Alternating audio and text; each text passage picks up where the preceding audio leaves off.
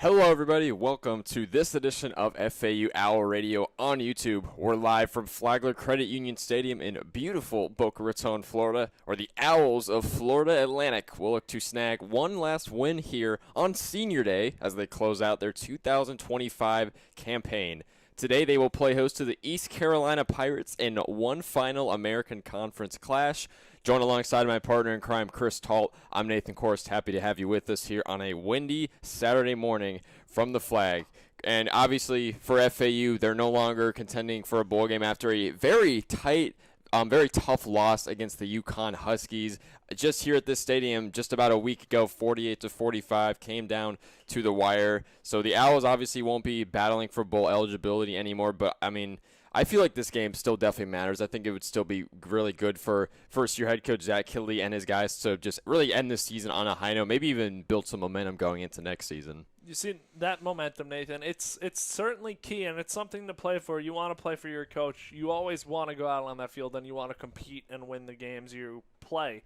And for FAU, this is no different. You want to go out there and win this game on Senior Day, especially coming off of a heartbreaking loss last week against UConn on a last-second missed field goal by Florida Atlantic. It's football, and you want to knock off East Carolina here.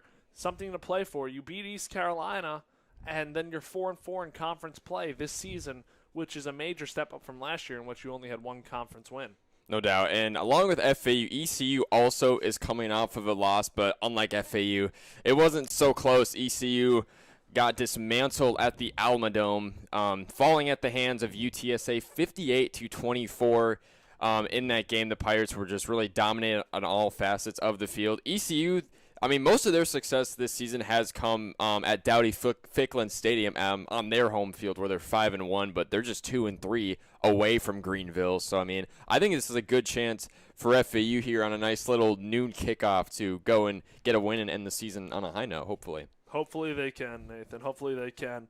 And last week, speaking on East Carolina, when they lost 58-24 to UTSA, that was really the first major blimp on their defensive side of the ball. They average giving up 21.9 points per game, so that was way above their average, and that drove it up. And before that game, it was below 20 points per game. So East Carolina has an outstanding defense amongst the top in the American Conference. I'd say it will be strength against strength in this game. FAU offense, high-flying offense against the East Carolina defense. I was just going to talk about the offenses for both of these teams. I feel like we've had multiple games this season where in the American Conference where it's just two offensively explosive teams going at it, and it's going to be pretty much the same around that today with the quarterback battle with FAU. Of course, redshirt junior quarterback, 6'6", Caden Veltkamp, the transfer from Western Kentucky. He's coming off of a career day despite the loss to UConn. Had a career-high 42 completions on 55 passes against the Huskies, a career-high 494 passing yards, just insane stuff. 2 touchdowns, have 1 interception. And then he also threw a 90-yard bomb when FAU decided to go for it from their own 10-yard line on a 4th and 1. And that game was very indicative of how, in a sense, this FAU season has went. It's been the high-flying offense, and it's been the defense that has struggled at times this season, and last week was a case of that. They got the lead with about 2 minutes to go. UConn drove down the field, scored with 26 seconds left. And then FAU, 2 plays, and they were inside the 20 and unfortunately missed the game-tying field goal, which would have sent it to overtime. But now you flush it. Again, it's Senior Day here. These seniors are going to want to go out with a bang and win this game.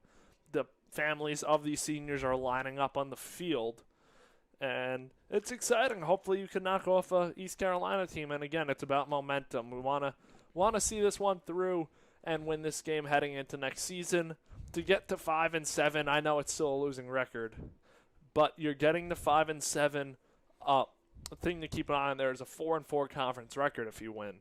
So that would be major steps in the right direction in year one under Coach Kidley. No doubt. And I think despite another losing record season, I think under Coach Kidley, I think Zach Kidley I think he still has this program going overall into the right direction. And as you said, it would be good to build some momentum in this game. I feel from last year to this year, we've already seen a lot of good changes and positive momentum from this team that last year a lot of times they were left for dead in a lot of games. And this year, although they've lost most of the games against the better teams on their schedule, they've competed. They just lost a 3-point game to UConn when they were down 24-3 and came back, took multiple leads. So you like the fight in this team. No doubt. And I think when you have a head coach like Zach Kidley, a guy that just has a absolute deep bag of tricks and just overall really unique play calling, I would say it feels like you can really this team can really compete against anybody that gets put out there. They definitely can. They definitely can. And then going into the matchup history between these two programs, Florida Atlantic and East Carolina, the Owls will be looking for their first ever win against the Pirates. They are 0-3 against East Carolina all time, going back to their last matchup, which was November of 2024, back in Greenville, North Carolina, Dowdy-Ficklen Stadium, where ECU handedly won that game 49-14. This will be, I believe, just the fourth overall matchup all time and the third overall matchup with when both teams are in the American Conference. It should be good. It should be good. Two good quarterbacks, good defense on East Carolina, good offense on Florida Atlantic. Strength for strength. It's football. It's rivalry weekend. Can't believe the last week of the college football regular season is here already. Seems like the season just started yesterday, and here we are in rivalry weekend. No doubt, and I think just like even going outside of Florida Atlantic, maybe talking about the American Conference. I mean, how crazy has this conference been now looking here in, week 12 compared to maybe midway through the season? Because midway, we were talking about teams such as South Florida, Memphis. I mean, obviously Navy's still pretty much up there, but specifically the Bulls and the Tigers. And now we're here in week 12, and neither of those teams are even playing for a conference championship. This conference, I mean, best way to describe it, they've beaten each other up to the point where, in a sense, they've almost ruined their chances. I mean, I know the American Conference is still a front runner to get that group of 5 bid into the playoffs, whether it's North Texas or Tulane, which at this point that's what it seems like it'll be. But tough on the American. A lot of good teams this year just battling against each other. Overall, definitely one of the deeper years the American Conference has had. And whatever American team gets in, if it's one of them, they're going to be a tough out in that first round. I know it'll appear to be a mismatch, but North Texas, Tulane, two very solid teams, look like they're on a collision course to the American Conference Championship. No doubt. But, yeah, should be a good test for FAU today here on Senior Day. And East Carolina definitely, I mean, they may not be in the conference championship race at this point in the season. As you mentioned, North Texas did actually clinch a spot in the conference championship game. And I believe Tulane can clinch that today with a win against Charlotte. Yes, they clinch with a win against Charlotte. If not, then East Carolina has a chance to get in. But they need a lot to go their way. I believe because we'll have to check again, but because Navy won, I believe it would be between Navy and East Carolina if Tulane drops their game to Charlotte. I believe so, yeah. But, I mean, even if, assuming ECU doesn't make it to the conference championship, this is still, you could say, a conference championship level team. So I think just with that being said, I think, as I mentioned, this is a good test for FAU, especially on the last game of the season. You know, I mean, obviously you could say that this game doesn't matter, but I feel like with it being Senior Day, and I feel like I think it's just important to end the season off with a bang, as we've said before, and just build some momentum going into 2026. It definitely is. That momentum is mentioned a lot, and hopefully FAU can grab that momentum heading into next year. And if you win this game, the season looks a lot better than last year did, although it would be a 5-7 year if they are to win this one. That's still definitely a step in the right direction. Improved. As I mentioned before, I definitely think Zach Kidley has this program going in the right direction. Obviously, this program has had to go through multiple coaches through the past, however many years, but I think this program is really in a good spot. Hopefully get a win today, end with the season off with a, solid, not a bad 5-7 record, borderline bowl eligible team. And then hopefully, try to retain as many guys as you can in the transfer portal. Just finish off the recruiting trail, go into 2026, and just pretty much go from there. Keep building. Yep, Keep the chemistry with Kidley and what will eventually be his second season. I'm sure Coach Kitley's goal heading into next year, we'll speak more about this throughout the broadcast, but it'll be in a world of college sports, really, not just college football, retention. Keep your players. You want to keep your key players like Veltkamp, Easton Messer. You want to keep that core offense, and it's important to do that. And I'm sure Coach Kitley has already had some of those discussions with some of those players, because often you see in college football players are already entering the portal.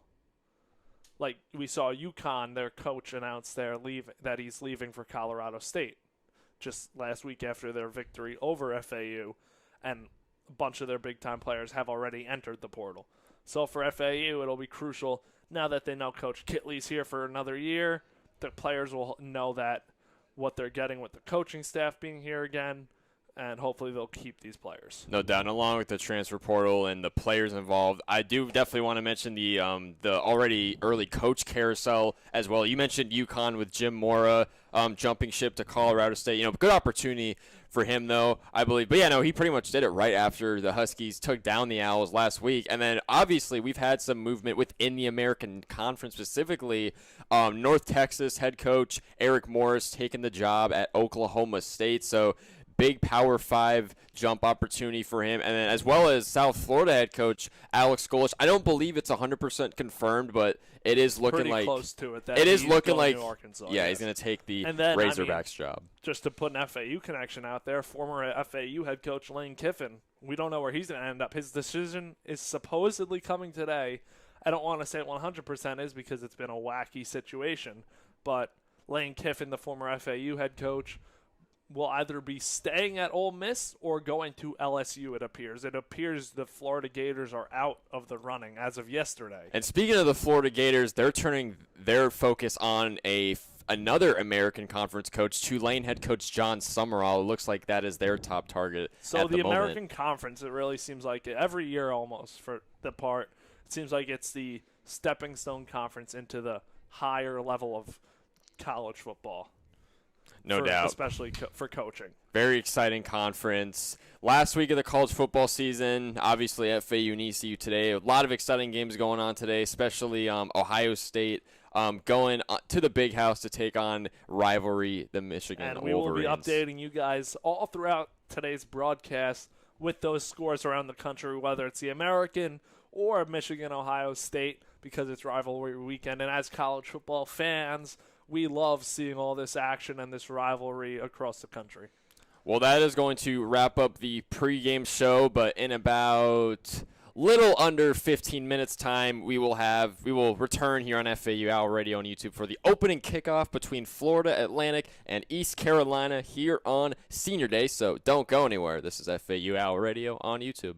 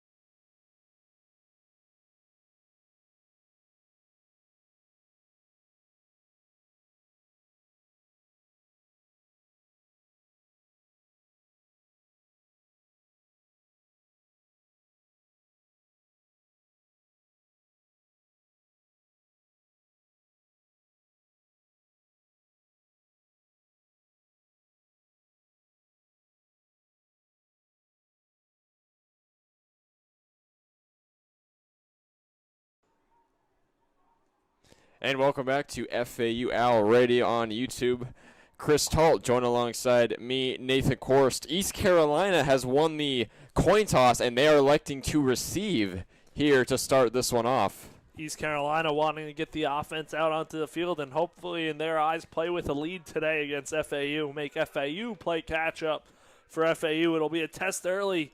You got this defense coming off of a tough one against UConn, and now going out there looking to set the tone in this afternoon's game. The fourth all-time meeting between Florida Atlantic and East Carolina. Owls looking for their first ever win against the Pirates here on their home field. Should be a good one. ECU wearing their road white uniform tops, purple pants, white helmets. FAU going all blue today, blue helmet, blue pants, and blue jerseys in the last game of the season.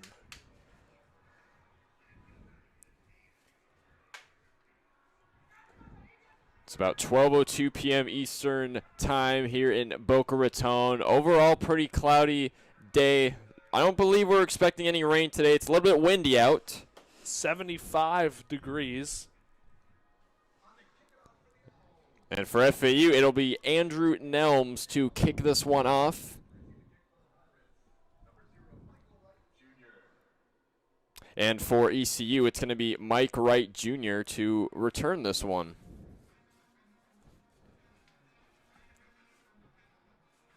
Mike Wright Jr., one of ECU's backup quarterbacks, redshirt senior, transferred in from Northwestern. Interesting option for a return. Here we go. Nelms given the signal. Andrew Nelms will kick this one high into the sky, and we are underway for some football in paradise for the final time in 2025. Mike Wright Jr. lets this one hit the back of the end zone for a touchback, and the East Carolina offense will set up shop from their own 25. First down and 10. This FAU defense has to come out and set the tone early, get it going on defense, have a better performance than last week, going against an East Carolina offense that is a good offense on the season, averaging 32.7 points per game. Two very explosive offenses. Starting quarterback for ECU, redshirt junior Caden Hauser, coming off of a 241 passing yards performance, 18 for 32 completing, 2 touchdowns. As we are underway, ECU is going to run this one up the middle right off the bat. As Caden Hauser on the quarterback keeper gets about midway to the first down to gain. And Bryce Langston coming away with the tackle. 2 receivers on both left and right for the Pirates. Receiver in motion. Hauser will hand it off to his running back. He will take it up the middle for a gain of about 1 to 2 yards. The starting running back for ECU is redshirt sophomore London Montgomery. And now a quick third down here for FAU's defense trying to get off the field. It'll be third down to about medium. Hauser's going to fake the handoff. He's going to try and scramble out to his left, trying to get up the middle. He dives past the first down marker, and the Pirates are able to move the chains. Last game, Caden Hauser had 16 rushing yards, already around 10 here. First and 10 from their own 36. Pirates. Hauser, he's going to throw towards the far sideline, going deep for a receiver, but it's batted down and away. It was Therese Reed, the redshirt senior, with the pass breakup downfield. Good play from Therese Reed. Good breakup, one-on-one down the side.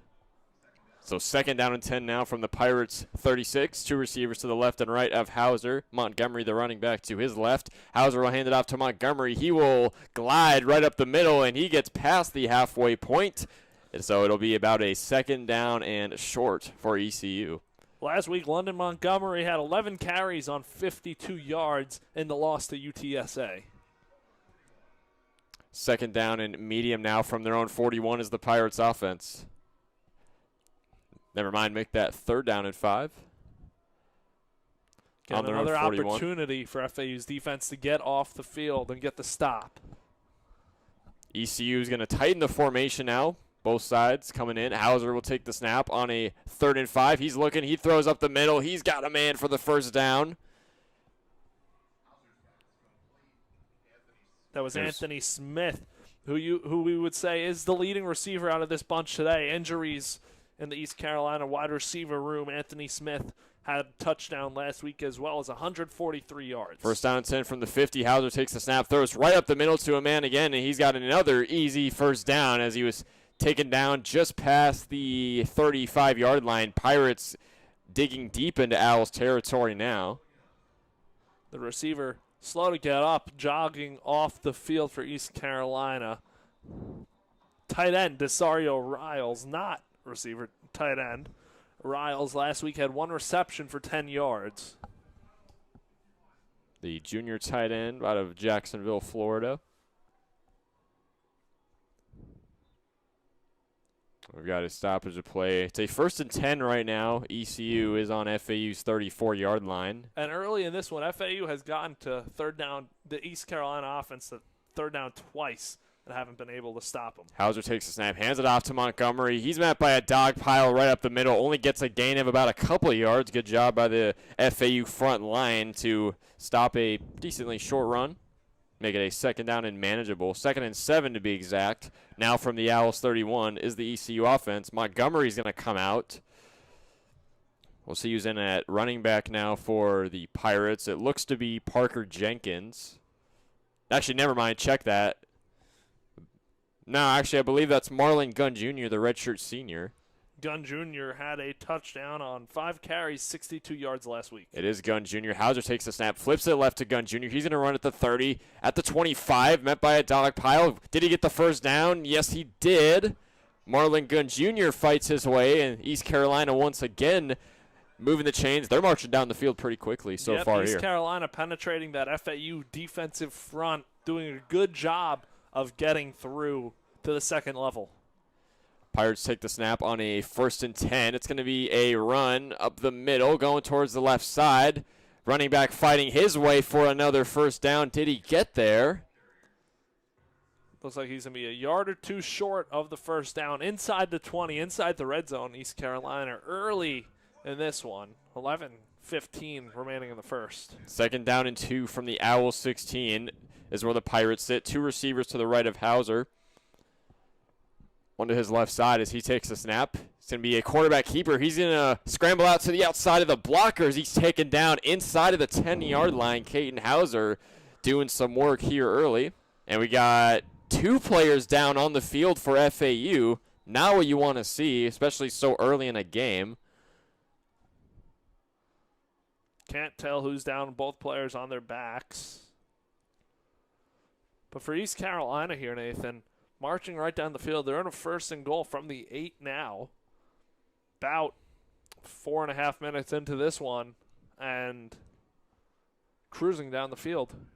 Yeah, they're really chipping away. I mean, 11 plays on this drive, 59 yards. They've already taken over 4 minutes off the game clock.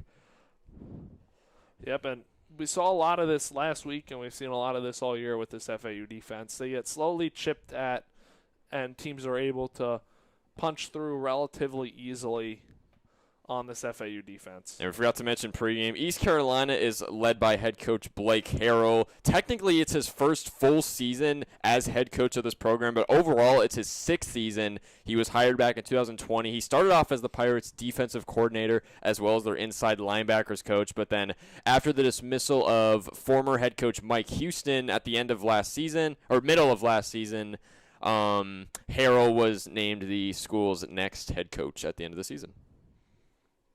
And then, of course, FAU led by first-year head coach Zach Killey, former Texas Tech offensive coordinator.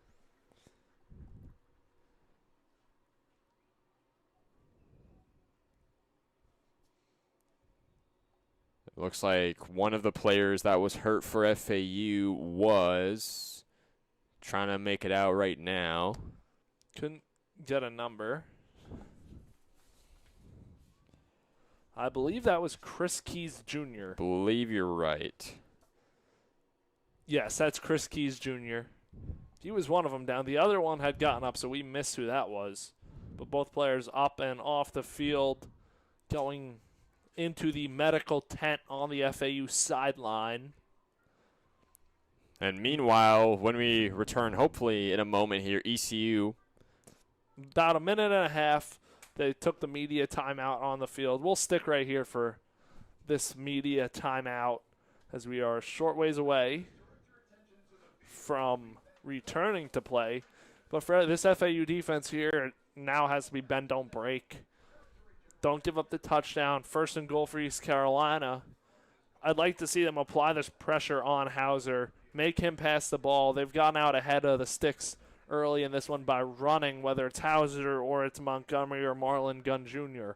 So if you could stuff the run, I think that'll really help. Definitely. Especially in this situation. ECU has already netted 68 total yards in this game, 43 of those yards, though, being in the ground game. So this FAU rushing defense definitely needs to step up here, especially now that the Pirates have forced you deep into your own territory inside the 10-yard line.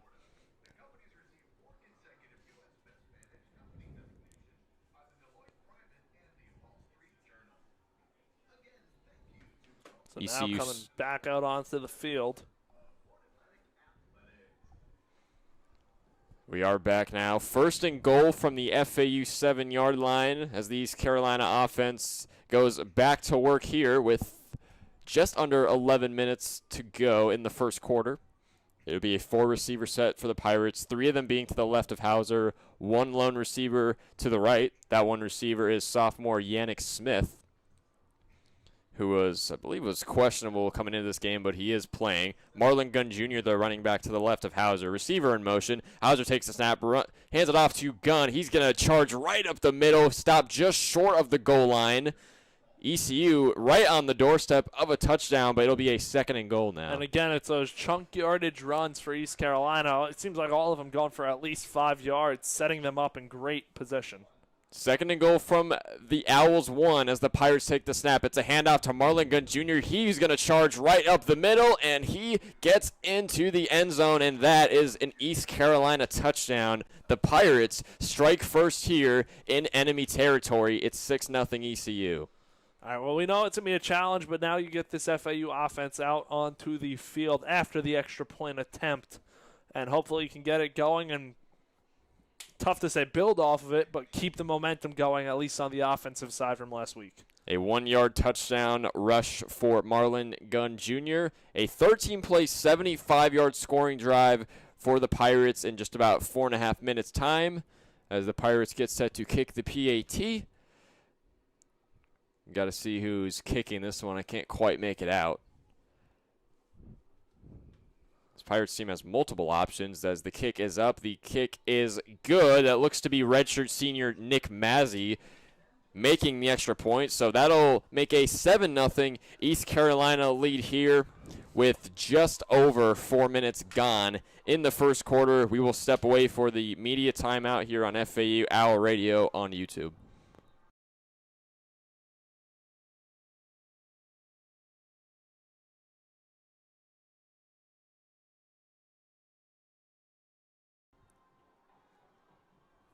And check that, there was no media timeout. We are right back here on FAU Owl Radio on YouTube. East Carolina getting ready to kick this one away to FAU after the rushing touchdown scoring drive from Marlon Gunn Jr. Gunn Jr. had a touchdown last week in the loss to UTSA, and it's his 6th rushing touchdown on the season. As the Pirates will kick this one away with Ryan Levy. He's going to kick this one into the sky.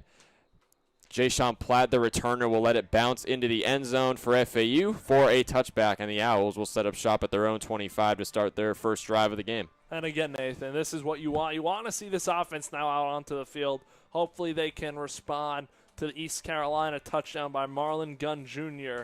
and fly down the field, which we saw last week. Veltkamp, the outstanding performance, 494 passing yards. The first down and 10 from their own 25. 3 receivers bunched to the left side of Veltkamp, 1 lone to his right. Starting running back Caden Shields done on his right side. Veltkamp takes a snap. Quick throw to his left side. Easton Messer on the sideline. He's fighting his way up the sticks. The ball came out. ECU thinks they have it. And the ref signal East Carolina ball. Man, Easton Messer fumbles it near the near sideline, and ECU comes away with a fumble recovery in FAU territory. That is unfortunate. All turnovers are reviewed, so I believe we'll probably get a review on this. I would think we'd have to. Not the way you want to start out here on senior day. First play from offense and a fumble from Messer on the side. Let's see the replay board. Yeah, that ball's out. So ECU right back on offense now, 1st and 10 from the Owls 25. Hauser takes the snap, met by pressure, throws to his right. He's got a man running up the sideline. He jukes to his left, and he finds his way into the end zone for another ECU touchdown. It was tight end to Serial Riles, making things happen for the Pirates, and all of a sudden East Carolina with a 2-score lead early here in Boca. Well, that happened fast. Riles' second touchdown of the year for East Carolina.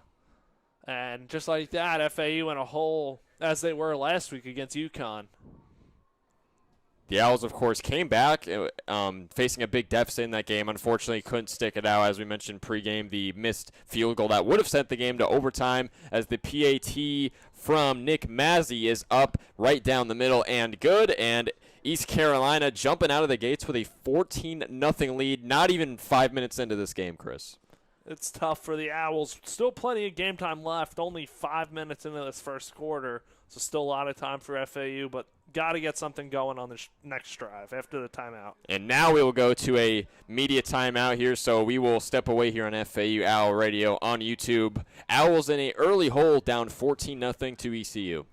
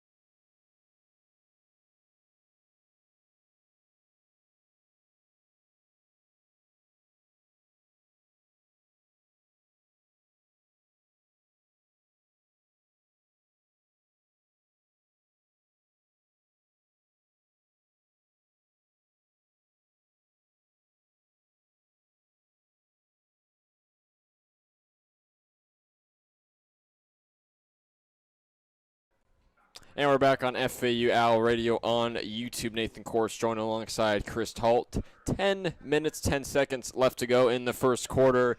FAU down 14-0 early to East Carolina as the Pirates were able to force a fumble off of Easton Messer on a screen pass, and then they went and scored the very next play off of a Desirio Riles touchdown. Now if you're FAU, you have to respond on this drive. It's crucial, early crucial, big drive for the Owls and Caden Veltkamp coming up after the kick. The kick is up and away from ECU. Platt back to return it. He will once again let this one bounce in the back of the end zone for a touchback, and the Owls offense will come back out looking to avoid some early mistakes that they made in their last drive, Chris. Hopefully they can. Again, it was only one play. The fumble happened first play from line of scrimmage for the Owls, and we know they're not going to be shy here. It's not going to turn them away from anything. They're going to keep plugging along and hopefully use this high-flying offense. Before receiver set for the Owls, 3 to the right of Veltkamp, 1 to his left side. Running back Shields Dutton on his left hip. Veltkamp takes the snap out of the shotgun, throws right up the middle for Dominique Henry. He's juking a man at the 35. Met by a bunch of white jerseys, taken down pretty much right at the 35, but that is enough to move the chain. So good first play in the second drive for FAU. Good job from Veltkamp finding Dom Henry down the middle of the field. So 1st and 10 now from their own 36-yard line. Veltkamp takes the snap right out of the shotgun. He's looking back to pass. Pressure's coming. Throws up the middle. Lofts it for Caden Shields Dutton, but he couldn't hold on to it. The pass was batted down by the ECU linebackers, and that'll bring up a 2nd down and 10.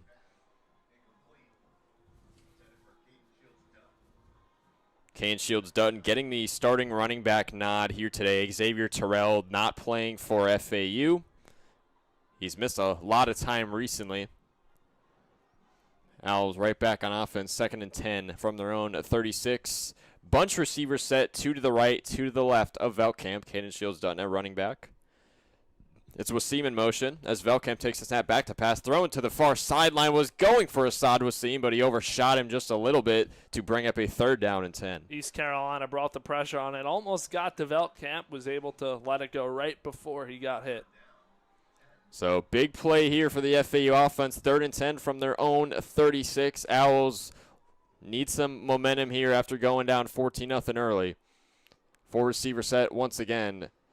I could see this being a game where FAU goes for it a lot on 4th down. I don't know if this is definitely not the spot for it. No, probably not. But you got to remember, I see it a lot happening in this game. You got nothing to lose. Veltkamp takes the snap, fake handoff. He's going to throw right to the sideline, going for Jay-Sean Platt, but overshot him a little bit. Platt tried to reel it in, but slipped through his hands, and that'll bring up a 4th down.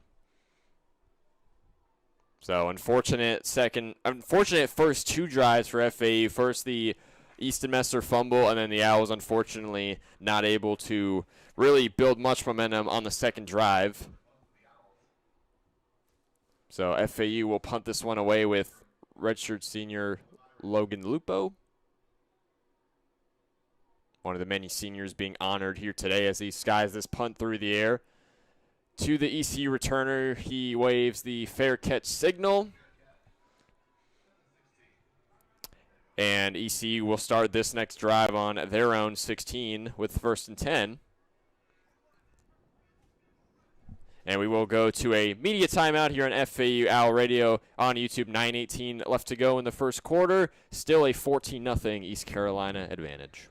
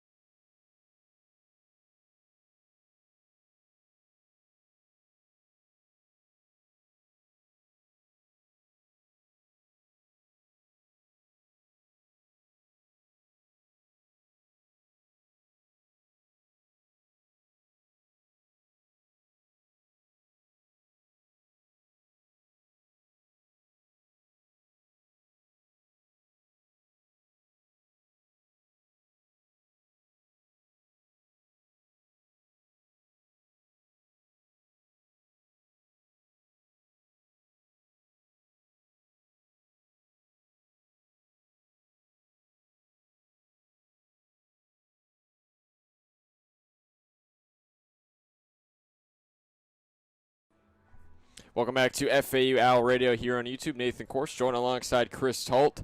East Carolina has a 14-0 lead over Florida Atlantic right now, and the Pirates are now back on offense after a unfortunate quick drive from FAU. 9:18 left to go in the first quarter, and Mo Bamba on the speakers here on the first play on the defensive side for the Owls. 1st and 10 from their own 16 as Hauser takes the snap, hands it off to his running back Montgomery, running to the right side, taken down in between the 15 and 20-yard line, so only got about a yard or two right there. Bryce Langston coming away with the tackle. And Parker Jenkins, the running back, in for East Carolina. Receiver motioning Hauser, quick screen pass to his left. He's got Parker, jukes a man at the 20, taken down just shy of their own 25, and it'll make it a 3rd and short for the Pirates. 3rd and 2 for the Pirates. Again, another opportunity for this FAU defense to get themselves off the field. Bunch receiver set to the left, receiver in motion. Hauser will hand it off to a running back to the outside, and he'll have enough for the first down. It was Mike Wright Jr., I believe. Looks like number 0. Yes, that was Mike Wright Jr. So first down, East Carolina. Northwestern transfer from at quarterback.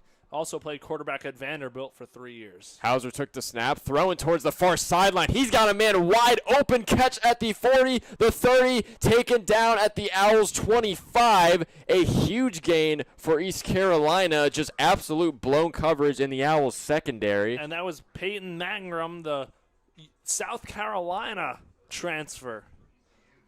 Mangrum has 8 receptions, 136 yards, and 1 touchdown on the season, and a big play down the field. Make that 9 receptions now. Now 9. Absolute massive play there. 46-yard gain for the Pirates offense. And now once again, they're marching into FAU territory at the Owls 25. 1st down and 10 with a 3-receiver set. With running back Jenkins. Hauser will hand it off to Jenkins here on 1st and 10, running it right up the gut. He is met by the FAU D-line. Only a gain of about 1 or 2. 2nd down and 7 now from the Owls 22. Clock ticking, just above 7 minutes to go in the first.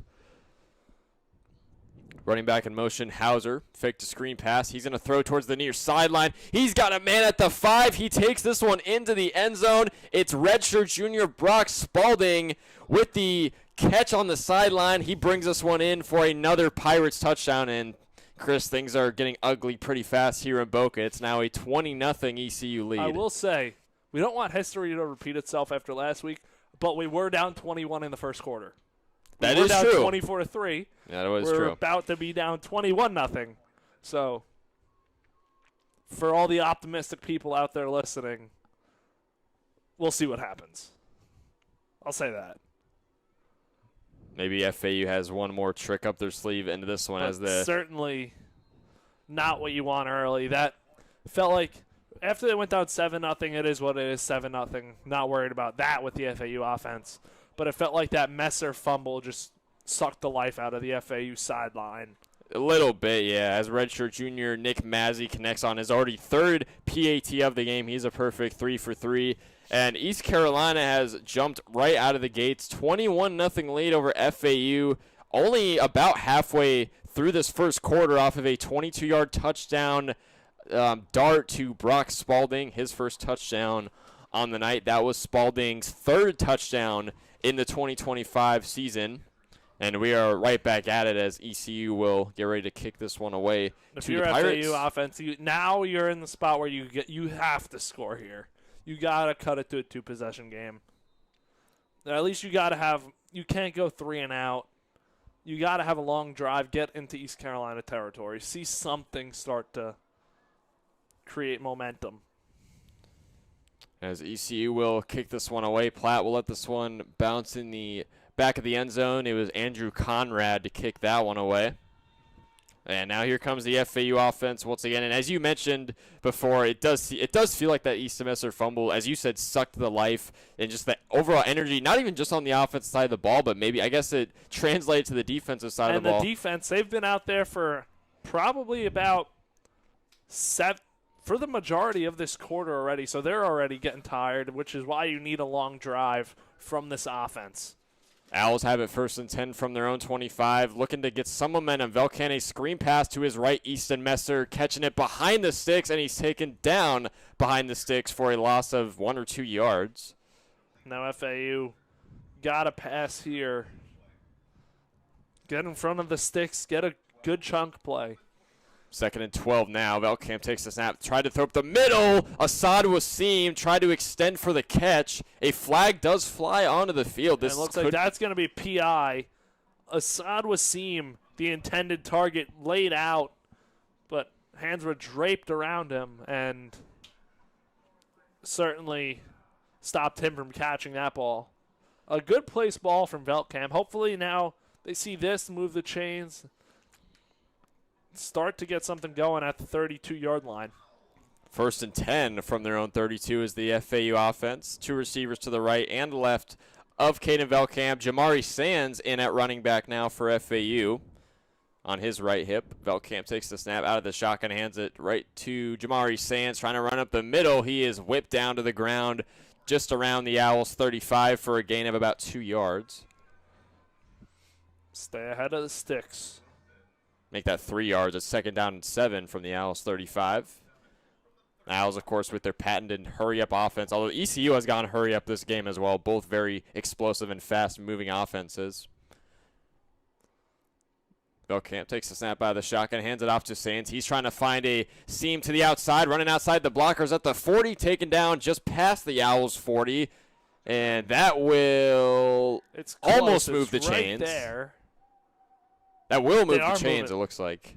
It looks like he might have not made it, but I guess they saw it differently. And a good run from Sands to catch outside. As 1st and 10, Velkamp took the snap. A run up the middle from Jamari Sands just barely makes it to the line of scrimmage. And that'll make it 2nd and 2 from FAU's 42. With the no gain.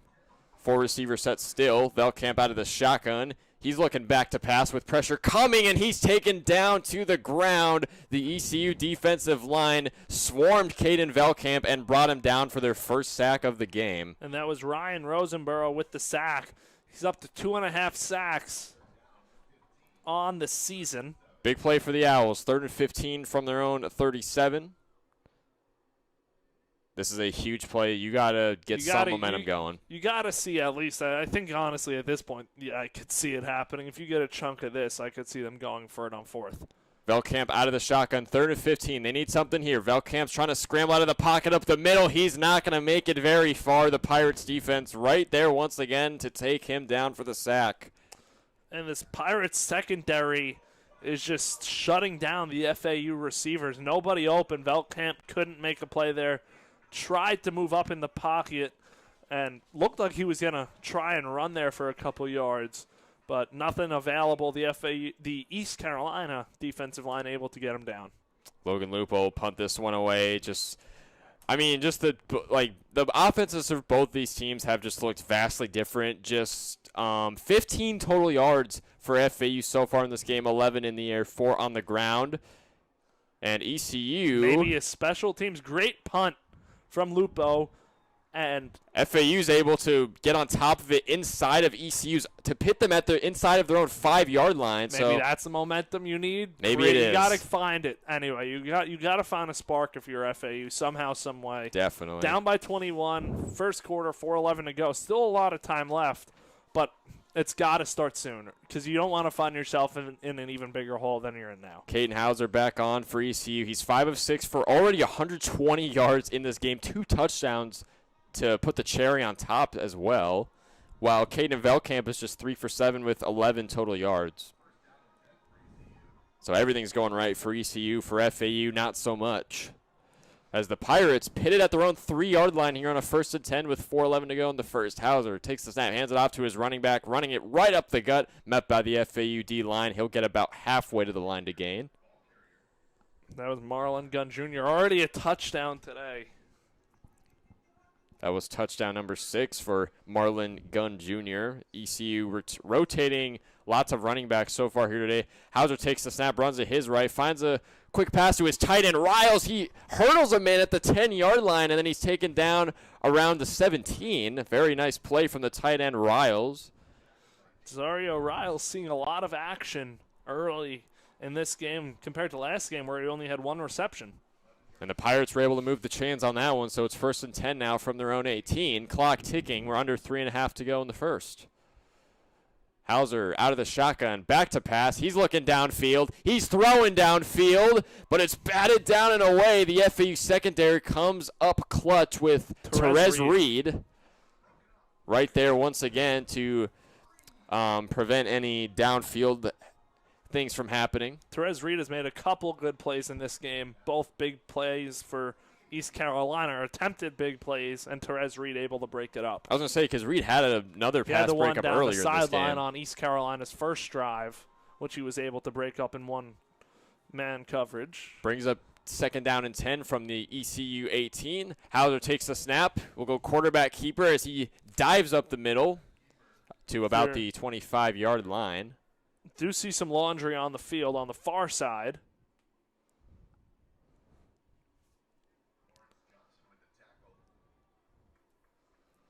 There is a flag down. It's going to be a legal formation going against ECU, so that'll move them back a little bit. That's big for this FAU defense. Now makes it 2nd and 15 now from their own 13. Now this is the instance where you got to go 2 plays, get off the field here, and get the ball to the offense. You got to do it. The defense has struggled, but Owls showing a cover 2. 4 receiver set, though, for the Pirates. 4-man front for the Owls defense.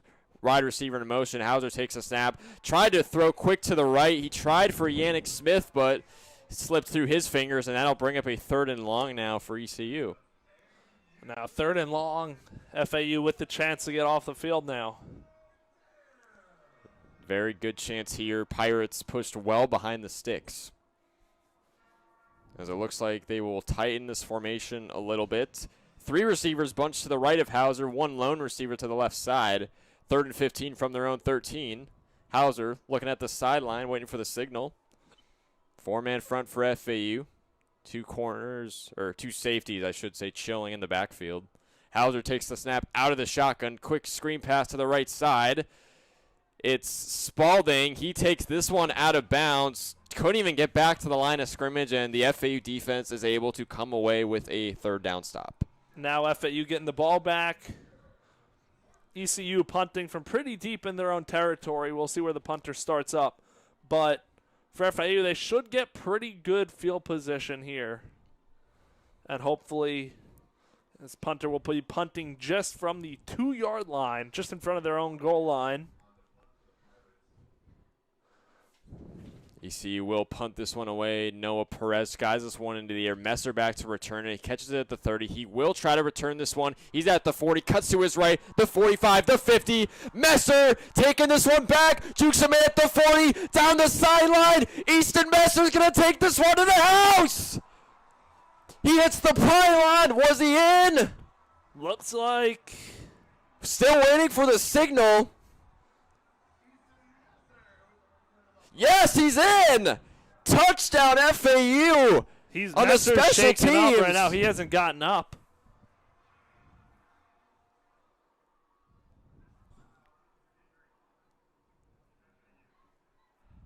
Well, Messer, who looked to be bottled up around their own 40-yard line on the close sideline to us, ventures all the way to the opposite side of the field. Now he's walking off under his own power.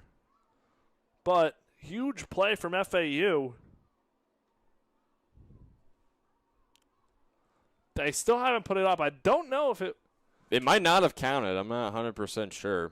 I'm sure they'll probably look at it. It looks like he definitely... It seemed like he hit the pylon, but... It looks like he did. Just a matter of if he was out of bounds before then, if a foot stepped out as he was tight-roping the sideline. So it looks like no touchdown. Does appear to be that way. Now if you're FAU, you could cash in here and really hopefully grab some momentum. Messer's been a phenomenal return man all season long, very dangerous, and the play that the Owls needed. Hopefully he is okay, though, shaken up after the play. Him as well as Jay Sean Platt, I think a pretty scary, pretty fast kick return duo, I must say. Yeah, I don't think this touchdown counted. They still haven't given it to them. I think he was just short. They are reviewing it, though, down on the field. Two referees taking a look at this one. To the naked eye, at least up here, again, a long ways away from where the play occurred.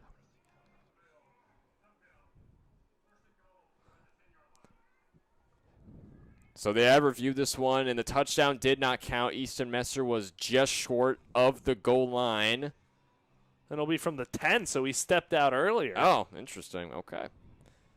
But nonetheless, good chance for FAU to finally get on the board here. 1st and 10 from the East Carolina 10-yard line. 3 receivers to the left of Velkamp, 1 lone to his right. Messer is being looked at on the sideline. He's not out there right now. Velkamp takes a snap. He's looking to throw. Throws a dart right up the middle. And it looks like that's batted down, incomplete. It'll bring up 2nd and 10. And now, if you're FAU, you expect this to be 4-down territory. The only 2nd down here, if it gets to it. Easton Messer's coming back out onto the field. Now he looks to be okay. That's huge for FAU. Definitely was shaken up after that long return. So 2nd and 10 from the ECU 10-yard line, just above 2 minutes to go in the first. 4 receivers set for the Owls. Velkamp out of the shotgun, hands it off to Shields Dutton. He's going to pile his way up the middle, but he's immediately met by the ECU front line. Now a quick 3rd down. So now it'll be 3rd down and 9 for FAU. 4 receivers set once again. 2 receivers to the left and right of Velkamp. Caden Shields Dutton, the running back. It's a 5-man front, almost 6 for ECU. Velkamp out of the shotgun. And he tried to scramble up the middle, but he was tripped up, and this is going to bring up a 4th down. So looking like a field goal for Florida Atlantic.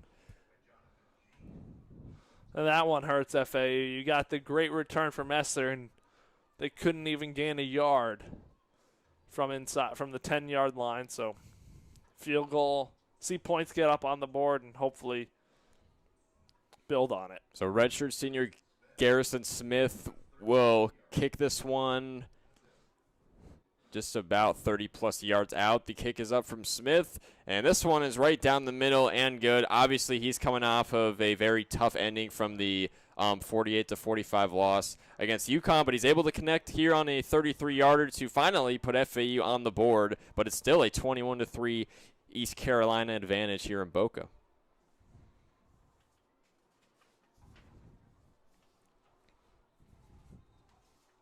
So after the long Easton Messer return, the Owls, unfortunately, in 4 plays, they lost 5 yards in just over a minute time. And the drive, unfortunately, ends in a field goal. With a minute remaining here in this first quarter. FAU's got to string together stops now and give this offense another shot. So FAU will kick this one away now with Andrew Nelms. As you said, a minute left to play in quarter number 1 here on Senior Day. Owls looking to end the first year of the Zach Kelly era off with a bang.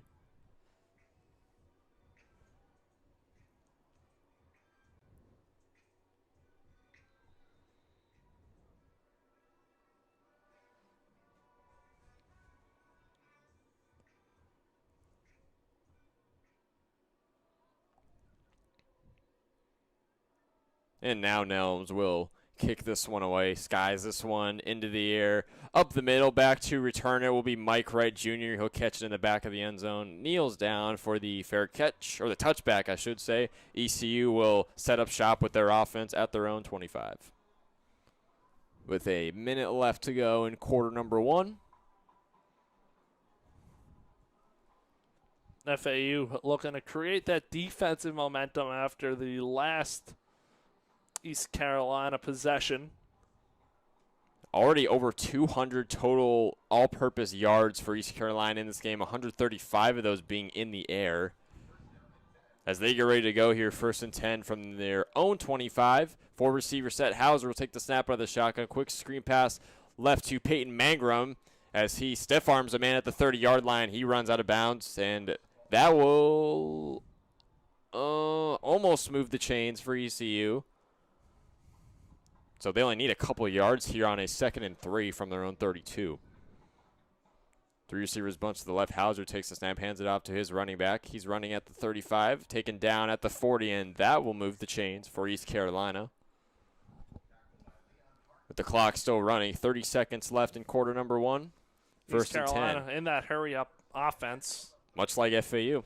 1st and 10 from their own 39. Hauser takes the snap back to pass. Throws a dart up the middle to a tight end, and he's taken down past the line to gain. East Carolina once again.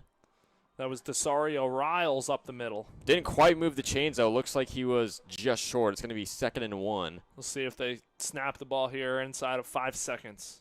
2 seconds, 1 second. They will snap it. One last play in the first quarter. Hauser will pass to his left. He's got a receiver. Looks like ref waving incomplete, hit the ground. And that is how we're going to end the first quarter of play.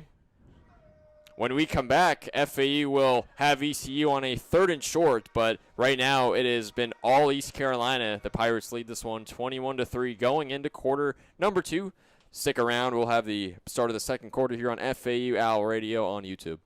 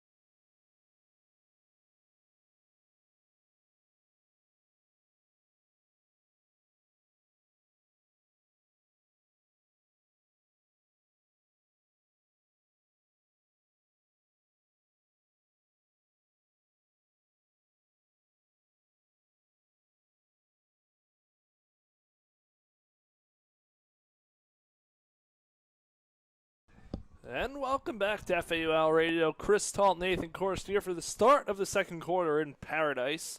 FAU trailing 21-3. East Carolina 3rd and inches to start off this quarter from the 48-yard line. Goal to reach out to 49. See what East Carolina has here for 3rd and inches. takes the snap, runs up the middle, first down onto FAU territory at the 48-yard line. Running back London Montgomery gets the first down, and Caton Hauser and East Carolina in business to start this second quarter. Hauser takes the snap, hands it off to Montgomery again. He is met by Tyler Stolsky for a gain of 2. And it'll be 2nd and 8 for East Carolina. ECU continuing to try and punch FAU in the stomach with the running game. Already 83 rushing yards, along with 151 passing yards for the Pirates. So Caton Hauser, after the solid first quarter for East Carolina, 21 points. And already over 150 passing yards. Takes a snap. Hands the ball off to Montgomery. Flag flies. Gains a yard. We'll see what the penalty is on the field. Coach Kitley pointing towards East Carolina, and so is one of the refs.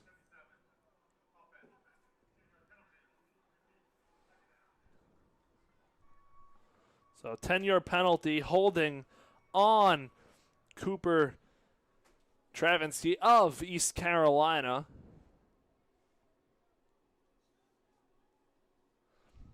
The redshirt senior offensive lineman backs up East Carolina. Now it'll be 2nd and long, backed up to their side of the field at the 46-yard line. A long way to go. Hauser takes snap, drops back, looking down the side of the field. Has a tight end in Desario Riles, who will be met and forced out of bounds into FAU territory. And it'll be 3rd and 9. Met by Zion Perret on the FAU secondary.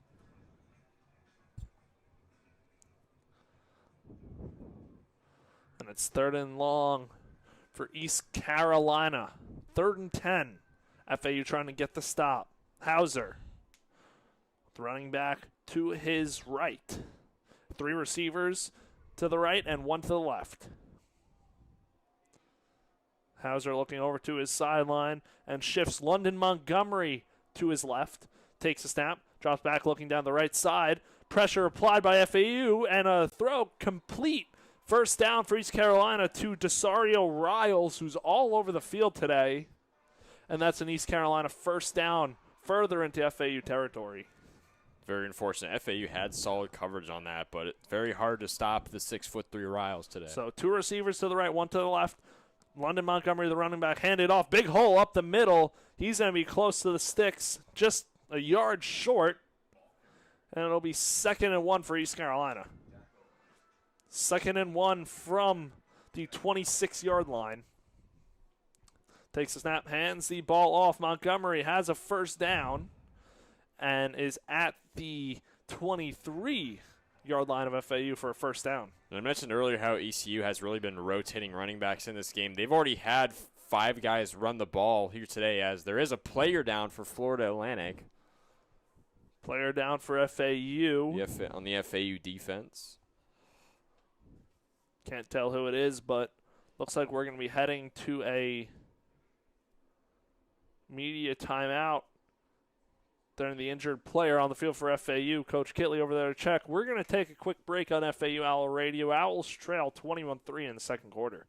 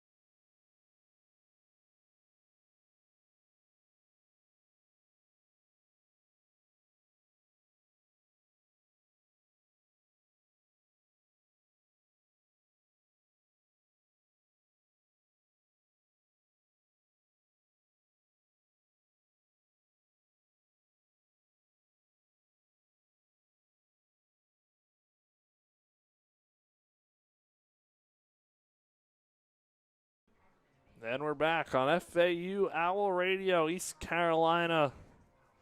1st and 10 from the FAU 23-yard line.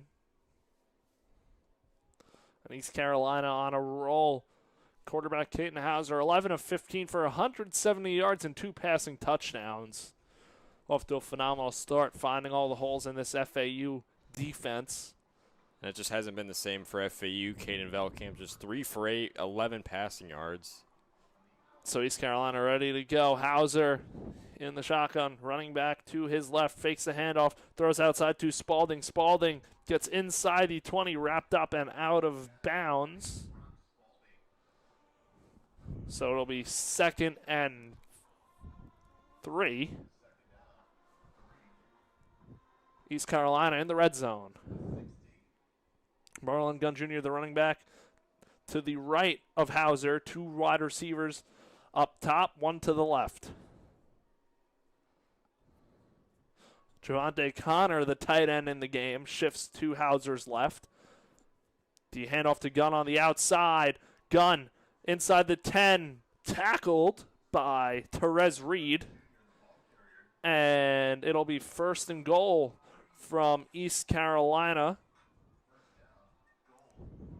on the FAU 7.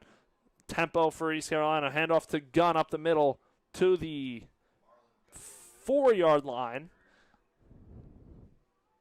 Clock ticking here in the second quarter. Just over 11 minutes remaining in the first half. Marlon Gunn Jr. to the left of Hauser. Sends Spalding in motion. Hands the quarterback keeper up the side, and in for a touchdown is Caden Hauser. And East Carolina builds on this already impressive lead. Now 27-3. And this ECU offense just seems like every single drive, just they continue to march down the field. They're able to get into FAU territory almost every single time, and they just continue to make this FAU defense bend and break. Now Nick Mazie on for the extra point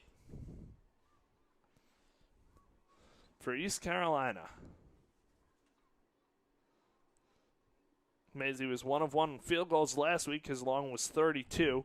This extra point is up, and it is through, and it's a 28-3 East Carolina lead. 10:54 to go here in the second quarter. And we are going to take a media break here in Boca Raton. We will be right back for the FAU drive.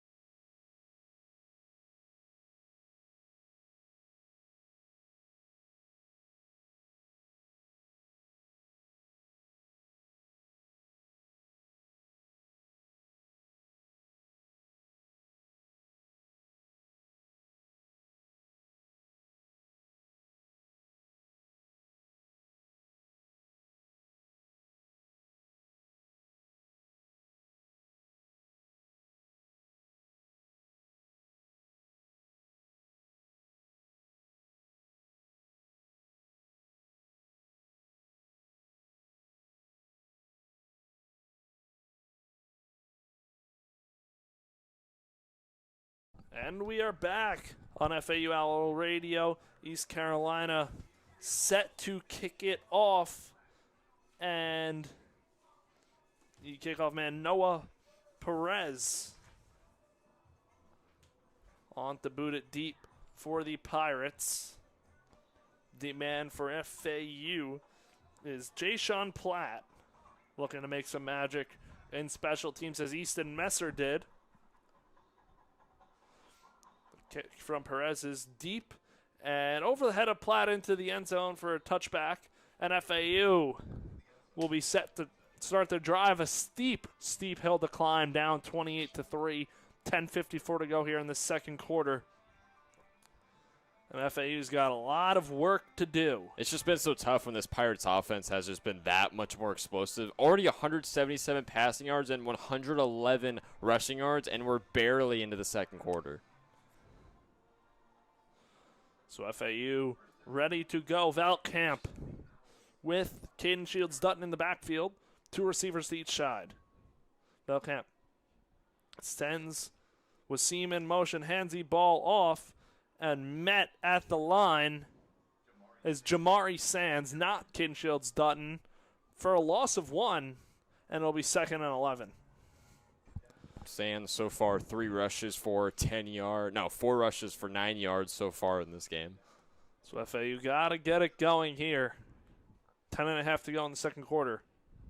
2 receivers to each side. Valkamp sends Platt outside.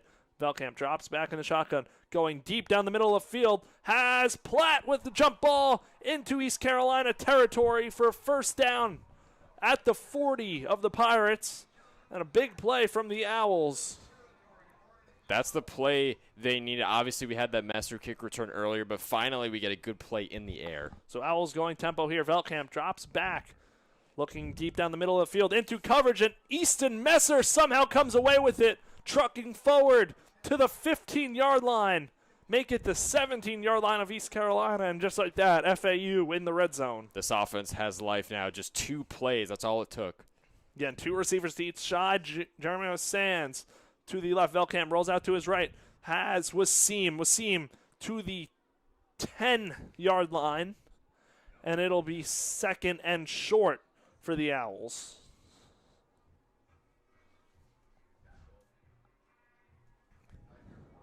FAU moving tempo here. 2nd and 4. Timeout for East Carolina, regrouping. And FAU looking to respond. I mean, that's what they did. As I mentioned, it really only took a couple of plays, and they found it through the air, which is, I mean, that's kind of patented into what this FAU offense, what the Zach Kitley-led offense is about. The air raid FAU, yes, sir. Zach Kitley offense. There's a media timeout on the field. We're going to take a quick break. The Owls in the red zone. Don't go away for when we get back on FAU Owl Radio.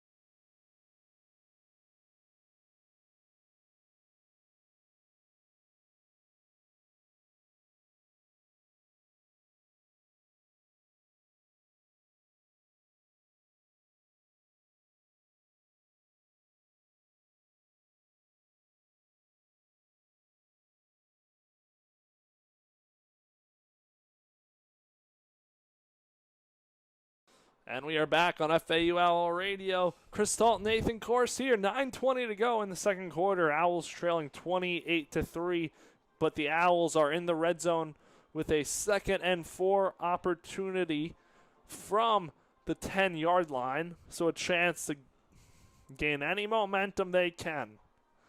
Down 28-10, you need touchdowns. And Chris, a lot of them. And Chris, we were talking about this before we went on the air. 28-3, very synonymous score in the world of not even college football, but football in general. Of course, if you don't understand the reference about, I believe 2016, I think it was. I believe it was 2017, 17, maybe around that time frame. The Atlanta Falcons when they came back down 28-3 over the New England Patriots in, I believe, the Super Bowl. Yes. But anyways, we're ready to go here. 2 receivers to each side of Velkamp. The running back is, can't see a number. Believe it's Jeremiah Sands. But FAU in the red zone here, 2nd and 4. Motions Messer to the left. Velkamp takes a snap. Fakes the handoff, looking down the side, flags fly, catch is complete, has a first down if it's against East Carolina. Complete to Dom Henry, but it looks like it's going to back up FAU. That's a big holding. That's a holding on FAU, and that's on Alex Akavage. Obviously, a penalty you don't want to have, obviously, but being that you are in field goal range, it's a little less impactful. So FAU now backed up to their 20-yard line. First down is at the 6-yard line. Now FAU empty backfield, 3 receivers to the left, 2 to the right.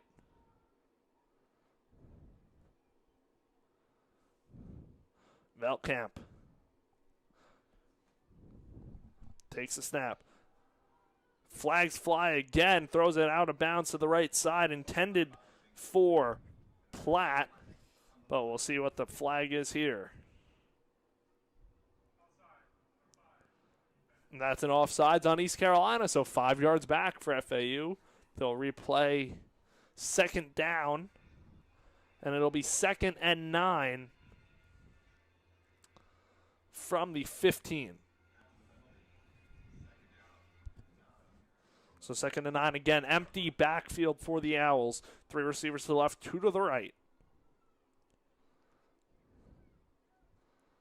Messer motions once again up to the left. Velkamp takes a snap, looks to his right, off the hands of Platt. Had him wide open, just couldn't hang on, and it'll be 3rd and 9 for the Owls. That looked similar to that play that FAU ran on that 1st and 10 from their, or the 4th and 1 from their own 10 in the UConn loss, where it was like, he found Henry for a wide open seam. It was kind of a similar thing, just flipped, but unfortunately, Platt just couldn't come up with it.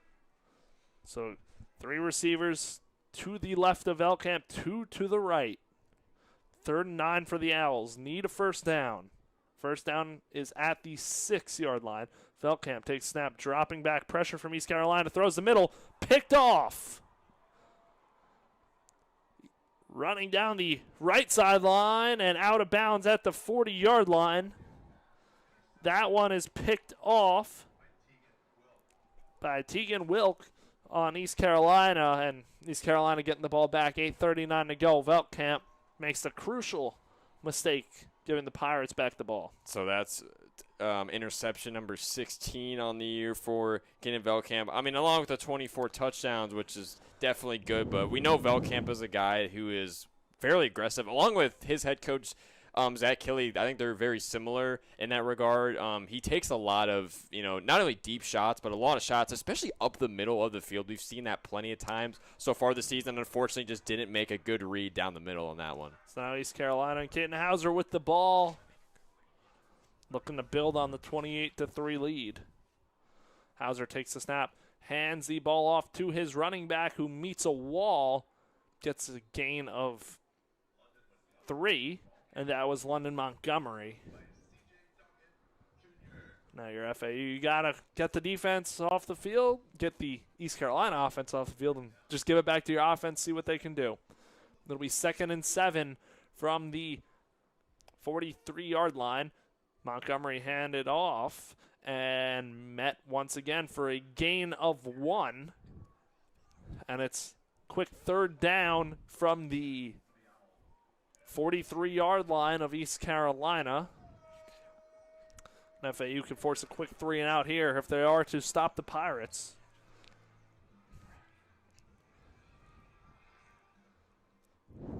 Hauser with Montgomery to his right. 2 receivers top, 2 to the bottom.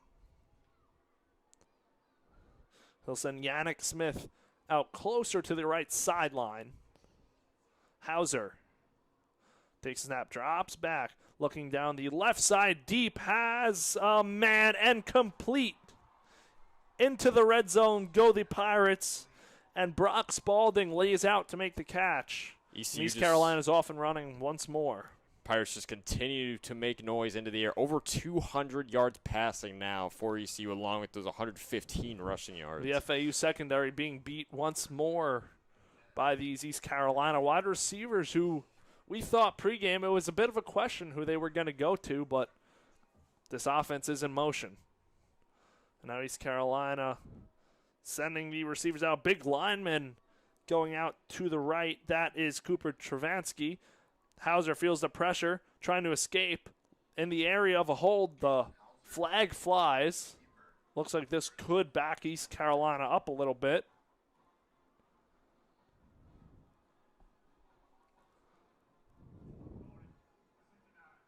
And that's a holding on East Carolina, so that'll back them up. That was on Emmanuel Poku, the redshirt junior from out of Charlotte, North Carolina. Backs up East Carolina to the 31-yard line. So that's penalty number 5 now for ECU, costing them 37 yards so far in this game. FAU only 1 penalty. We know that's been a problem for them all season long. So London Montgomery, the running back in the game, trips to the left, and a lone receiver up top for East Carolina. Hauser takes a snap, hands it off to Montgomery. Big hole on the right side. He'll get a good gain of 7 yards, and it'll be second down for East Carolina. 2nd and 14 from the 25-yard line. So still a ways to go for the Pirates.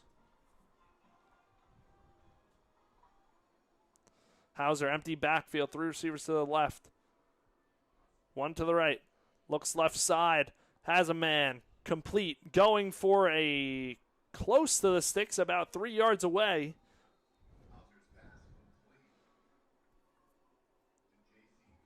To J.C. Connor. And it'll be third down, 3rd and 3 for East Carolina. 3rd and 3 from the 14-yard line. FAU looking to force a field goal.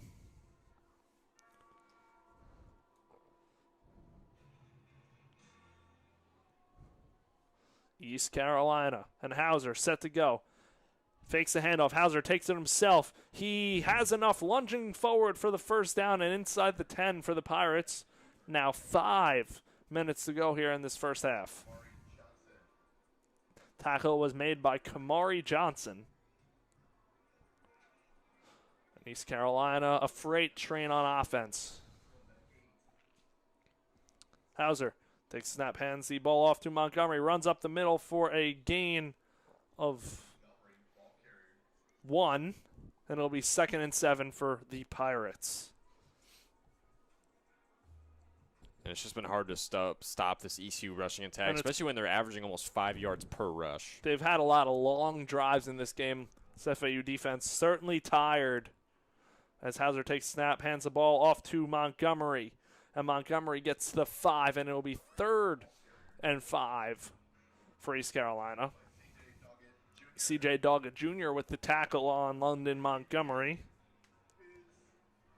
This is a point where this FAU defense needs to bend, but you don't want to break. We've seen it too many times, pushed into the goal line, into red zone territory, I should say, where this FAU defense just bends a little too much. So it would be good if the back end could step up here. Clock ticks under 4 minutes in the first half. 3 receivers to the left, 1 to the right. Hauser takes snap, drops back, looks to his left, looks end zone, and incomplete. But a flag thrown. It looks like that's going to be pass interference. Don't want to jump the gun on it, but that's what it appears.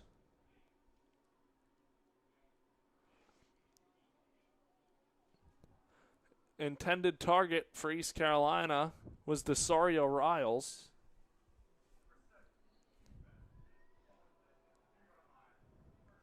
And it looks like that's going to go on, I believe you said 7, so that'll go on Bryce Langston.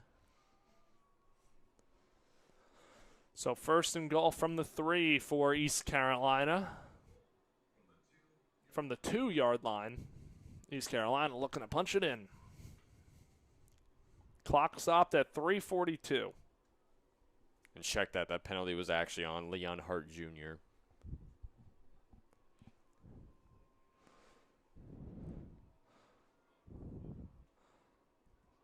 Big man for East Carolina is stuffed. That was Ryan Roseborough for East Carolina, the defensive lineman, the big man, gets it up to the 1, and it's 2nd and 1. He's the one taking the snaps here. And East Carolina in for the touchdown. Ryan Rosenborough with the 1-yard touchdown. The defensive lineman, big man touchdown for East Carolina. And they stretch their lead above 30 points. It's 34-3. And up to 131 rushing yards in this game for ECU. And, I mean, this was a Pirates team that absolutely struggled against UTSA last week. They only put up 24 points in this game, and now here we're 3 minutes until halftime, and they've already hung 34 on these Owls. Now Nick Mazzy on for the extra point attempt. The New Hampshire transfer kicks it up and good. And it's a 35-3 East Carolina lead. 3:10 to go here in this first half.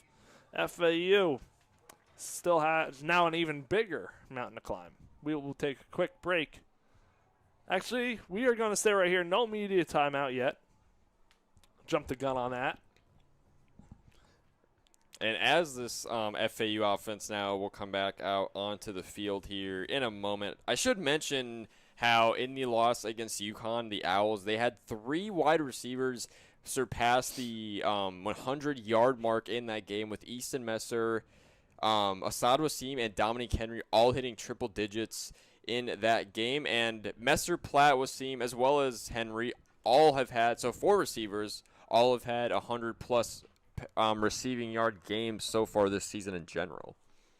So it really goes to show how explosive this FAU offense can be, but obviously that has not shown so far today as ECU kicks this one away. Return man for FAU be Jay-Sean Platt outside to the 20 to 25, and he's met big tackle. That's where FAU's drive will start here. Down 35-3. And FAU like to get something going in the half. They have the ball to start the second half. Regardless, no matter what happens, it's a huge mountain to climb. I feel like Killy's just going to have to mix up the playbook a little bit here. I think this is the time. This is a pivotal point in the game. Maybe use the stuff you haven't used this year. Show something. That, or just, I mean, like we know, for example, like the UAB game from a few weeks ago, he pulled out that gadget play where Easton Messer threw that bomb down the sideline to Jay-Sean Platt. Maybe you drop something similar to that. I feel like you just have to drop. So from the 26-yard line, the Owls, the handoff to Caden Shields-Dutton. Big hole up the middle. Shields-Dutton all the way up to the 39-yard line, and a first down for the Owls. 2 receivers to each side. Shields-Dutton, the running back. Velkamp takes snap, pulls it back. Messer down the side, and he's met big tackle. That looks like it's going to be incomplete. Messer didn't make any football moves. A big hit. The ball came out as he was trying to make the completion. And it'll be 2nd and 10 from the 39-yard line. Luckily, it just counts as incompletion. Definitely a scary play, that was a big hit on Messer, though. Scary play, no doubt. 2:42 to go here in this first half. This East Carolina defense is showing why they're one of the best in the American Conference. 35-3 Pirates. One receiver to the left, three to the right. Veltkamp takes a snap, dropping back. Looks down the left side, scrambles up the middle, slides for a gain of 3. And it'll be 3rd and 7, 2:30 remaining in the first half. From the 42-yard line. Line to gain is the 49. Veltkamp takes a snap. Looks passing play. Nobody open. Breaks away. Met by defenders. Flag flies. He is shy of the line to gain at the 46-yard line. Flag on the play, though.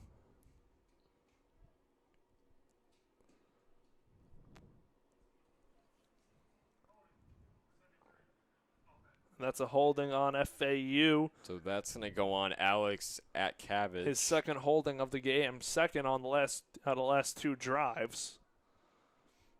Now it'll be 3rd and 17 for the FAU offense. Akovich, a grad student, one of the many seniors and grad students being honored here on Senior Day today. And also one of 7 FAU team captains.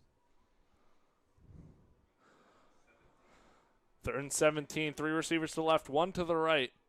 The Owls will let the clock. No, they won't. We are at 2 minutes remaining. Veltkamp dumps it off to Dutton. Big hit. Dutton up to the 38-yard line at the 2-minute warning. Owls down 35-3. And we hit the 2-minute warning on FAU Owl Radio. We're going to take a quick break, and we will be right back.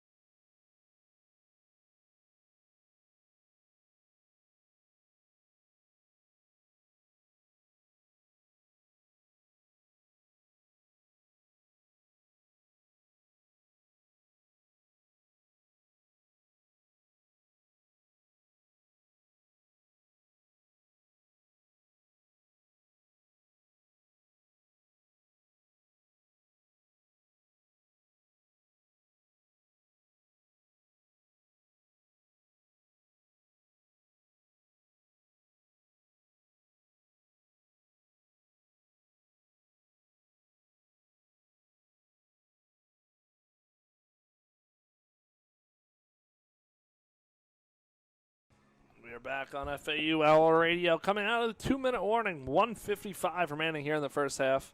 FAU looking like they are set to punt it on 4th down.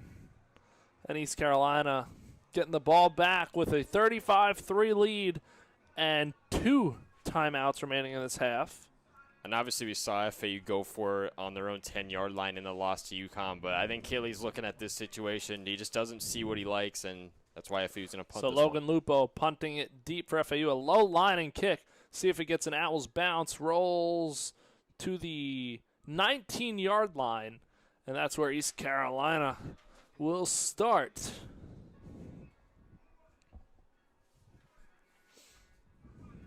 And if you're ECU, you might try to slow things down here and try to move down the field and try and go score again, but definitely try to take this thing to halftime, being that FAU does get the second half kickoff. 5-yard penalty on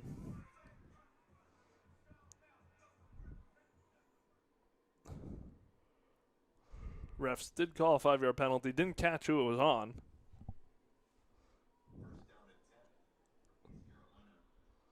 So that's a penalty on FAU. That'll bring the ball up to the 24-yard line for East Carolina. They're ready to go. One receiver to the right, 3 to the left of Hauser. Hauser drops back looking down the right side. His man middle of the field, that is Desario Riles. Actually, not Desario Riles.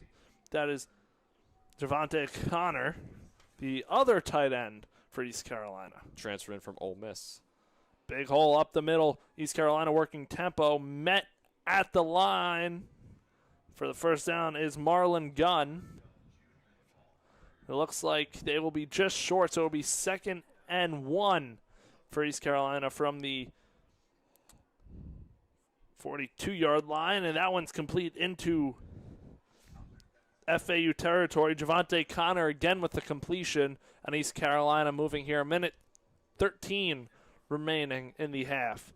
2 receivers stacked to each side. Hauser looks down the middle of the field, has a man, and incomplete through the hands of Jiron Waiters.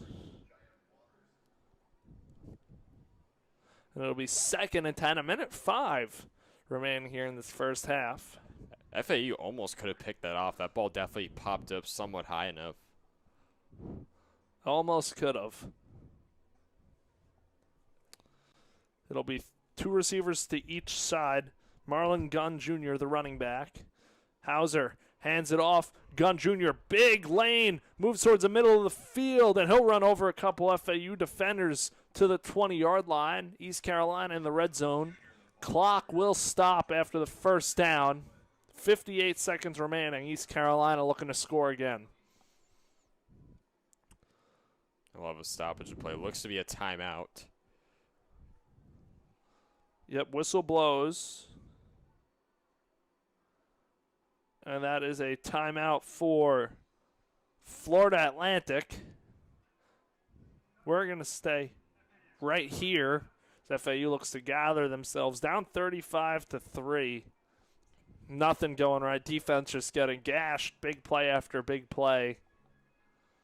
It's just unfortunate. I mean, and we've seen this happen, plenty of times this season, where the FAU offense will be forced off the field pretty quickly. The momentum there just doesn't nothing really happens there with the momentum, and then that causes the defense to have to stay out there for much more time than they would like, and it just causes them to be so worn down, especially at this point in the game. So East Carolina coming back out onto the field for a 1st and 10 from the 20-yard line. 58 seconds remaining here in this first half. 35-3, all Pirates.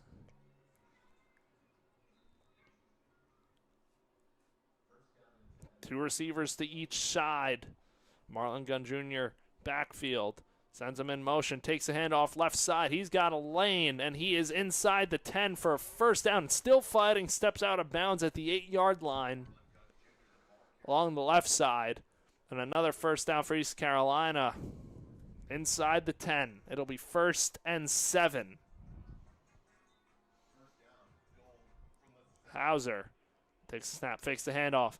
Has a receiver who's met by a wall, met by Lawrence Johnson and pushed out of bounds. 2nd and 10. That was complete by Tyler Johnson, the former 4-star recruit to Penn State.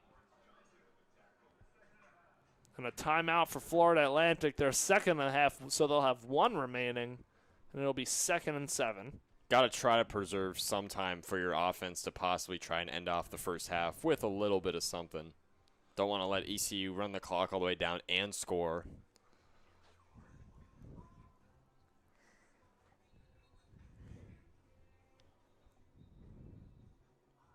So FAU defense coming back to the field. East Carolina offense as well. 39 seconds remaining. 2nd and 7 inside the 10.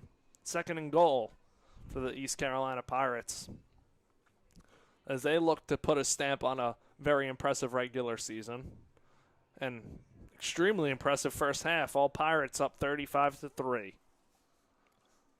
Hauser with 2 receivers and a tight end to the left, 1 to the right. Marlon Gunn Jr. in the backfield attached to Hauser's left hip.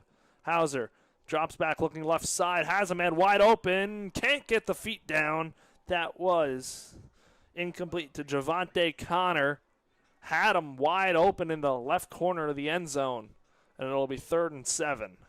It was the right idea, but, I mean, in that situation, it's just a hair late. It's hard to get the it feet in there, yes. especially one. So it's 3rd and 7, 35 seconds to go. And tight end Azira Riles coming back onto the field. He's been a problem for this FAU defense so far today. 6 receptions, 82 yards. That's a team high for the Pirates. So Hauser, receiver to each side, takes snap. Quarterback run up the middle. He's pushing it into the end zone for another East Carolina touchdown. And it is 41-3 Pirates. Yeah, it's FAU defense getting picked apart again. Under a half a minute remaining in this first half. And Nick Mazzi on for the extra point. He's had a lot of those in this half. Yeah, he's gotten a lot of work in with the PATs going to stretch today. it to a 42-3 lead. Extra point is up and good. So it's 42-3 East Carolina. And this game's starting to feel completely out of reach. It is seeming that way. FAU, luckily, they're going to have 28 seconds with, I believe, one timeout remaining to end off the half. And then you get the second half kickoff, so that is something. It's more than they had last week against UConn when they had no timeouts and they had 26 seconds to get into range to score a field goal, which would have tied the game. Would have sent it to overtime. Yes, would have tied it, sent it to OT. But now FAU, now they've got to climb Mount Everest. Yeah, we've seen crazier things in college football, though. Obviously, you're gonna have to dig really deep here on Senior Day in the second half, which unfortunately the energy just has not been there. Ever since the Messer fumble on the first play, it does seem like that just sucked all the energy out, as you said before. So Jay-Sean Platt, the deep man for FAU and East Carolina, on to boot it deep here. 28 seconds, probably gonna kick it over Platt's head. Don't want to give FAU a chance at anything, as that one is a little pooch kick to the 20-yard line, fielded by stoppage to play. Wasim didn't give a fair catch signal. Yeah, Wasim didn't give any signal. The refs cut that play short. Confusion there. Wasim standing on the 25-yard line saying, what? I didn't call that. He's confused. He had a good amount of room to the right side of the field as well. He definitely could have gotten out for a pretty more than solid return. The refs blow it dead. And FAU will be starting at the 20-yard line. 27 seconds to go. 1 timeout remaining. We'll see what their strategy is to end this first half. 1 receiver to the right. And three receivers to the right, 1 to the left for Velkamp.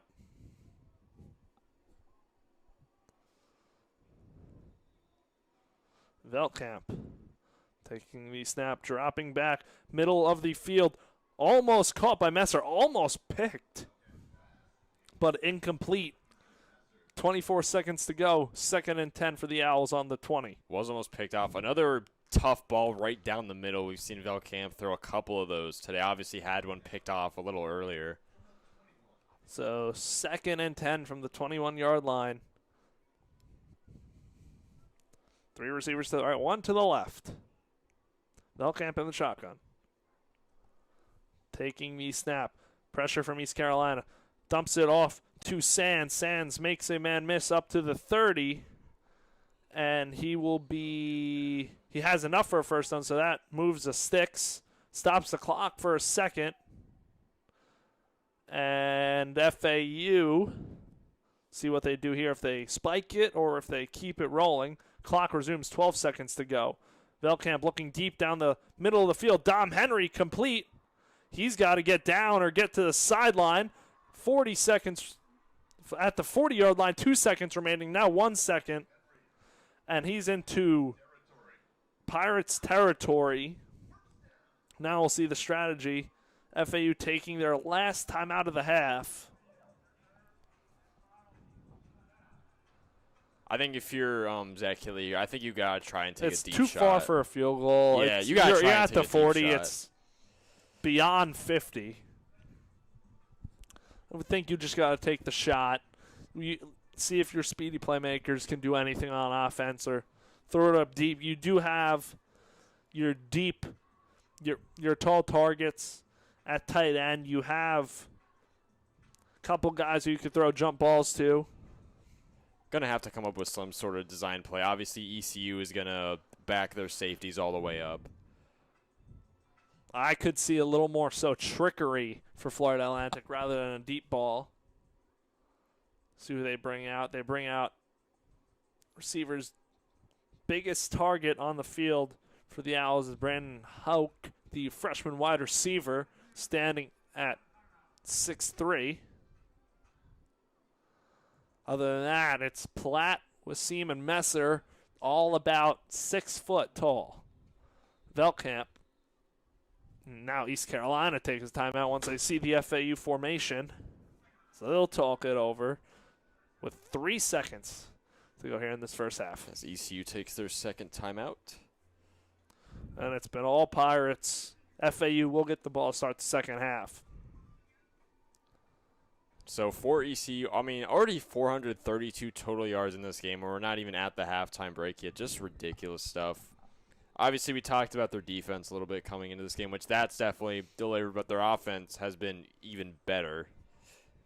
So FAU ready to go here. Both teams back out on the field for the final play of the first half, in which it's all been East Carolina leading 42-3.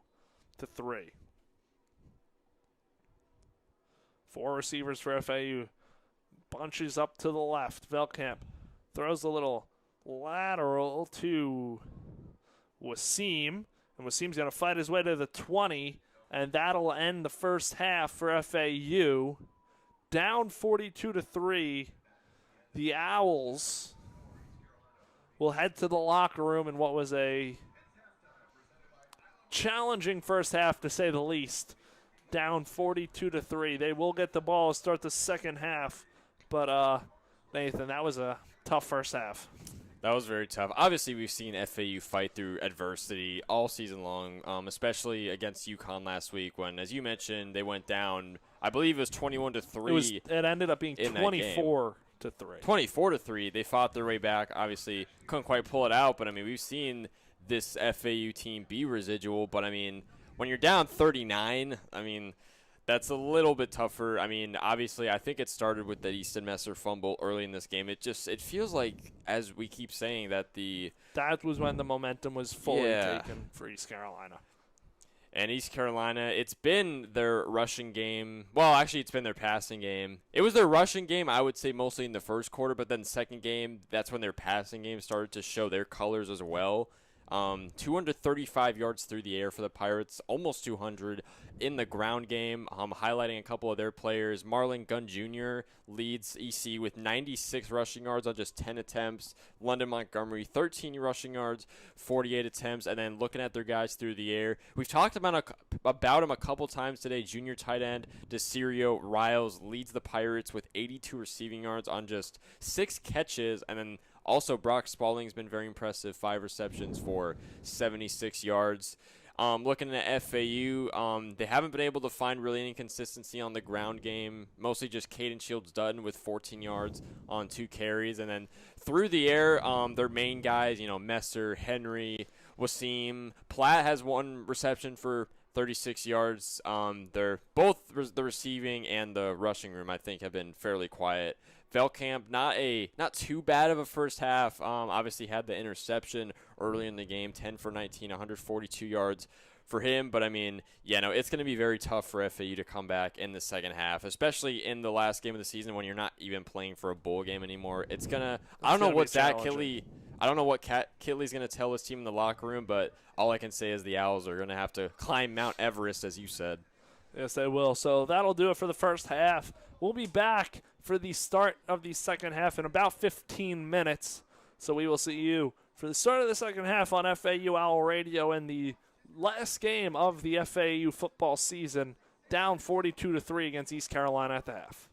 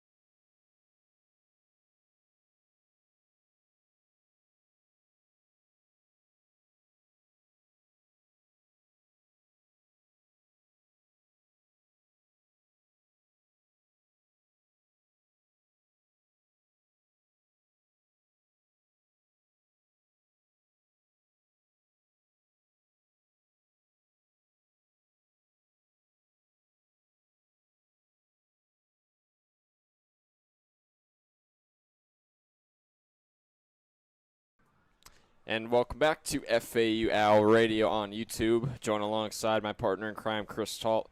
I'm Nathan Korst. Happy to have you with us here on a not horrible Saturday afternoon. Just cloudy skies, just a little windy here in spectacular Boca Raton. Just about 50 seconds away from beginning the second half between Florida Atlantic and East Carolina. And Pirates are up big right now, 42-3. The Owls are going to have to bring all they can muster here in half number 2 here on their home field. And FAU getting the ball to start this second half. Looking to make some plays early, just get anything positive. Keyword right now for FAU is positivity.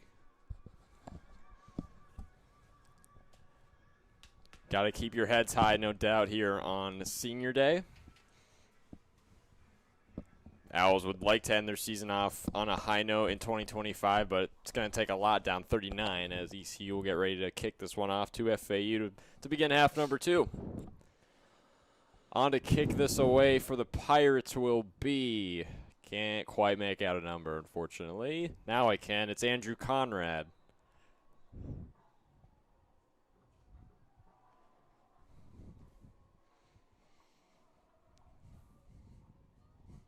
So Conrad skies this one into the air. Jay-Sean Platt, the return man. He will try to return this as he catches it at the goal line.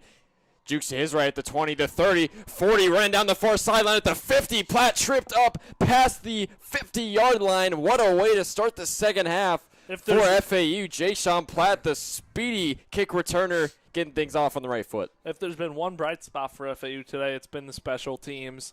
That Easton Messer almost had a return for a touchdown, and there's Jay-Sean Platt finding a big return to start things off this second half. We said it with the Messer return, and now we could probably say with this one, too, that maybe that's the momentum FAU needs, at least to try to make this game competitive.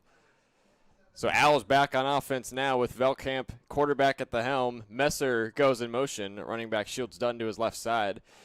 A flip to Messer. Henry, flea flicker back to Velkamp to Messer to the left side, and he is met in the backfield by the ECU defensive line. Easton Messer takes a big hit in the backfield. That's a big loss and for FAU. He's slow to get up, too. Those are the ones. Messer didn't see the hit coming. It was blindside and limping off the field. And we talked about with seeing those trick type of plays. We saw right there. Didn't work well, but hopefully Messer's okay. He's slow to get off the field.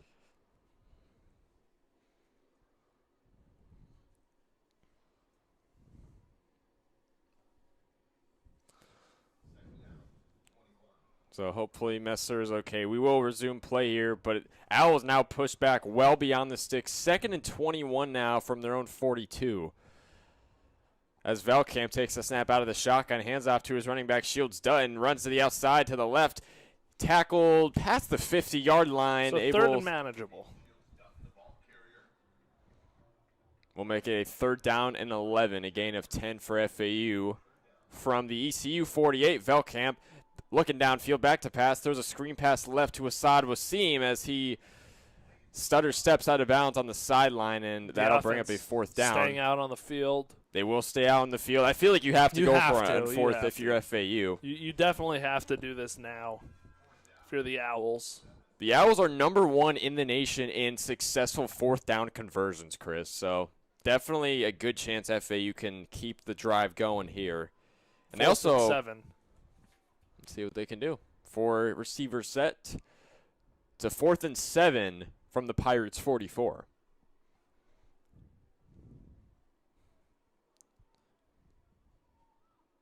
As Velkamp out of the shotgun, steps back, passes to the left near sideline, went for Dominic Henry, but the pass was batted down, and ECU is able to force a turnover on downs.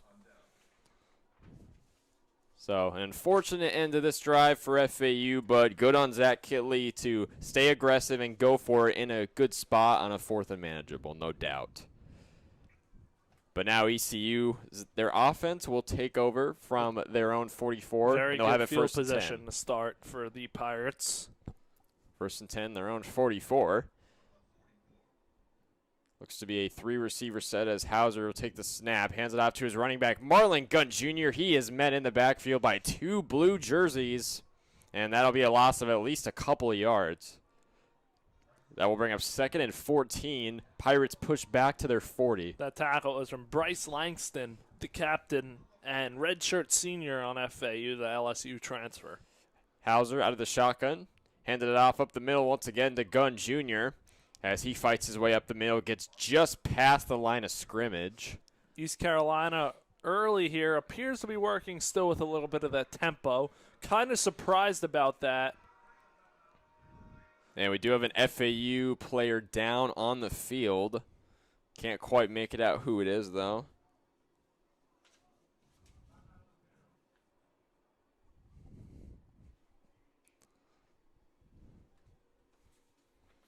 But we will go to a media timeout here as we await the injury news. Hopefully whoever's down the field is okay. 12:44 left in the third. Pirates have it 3rd and 9 from their own 45 when we come back.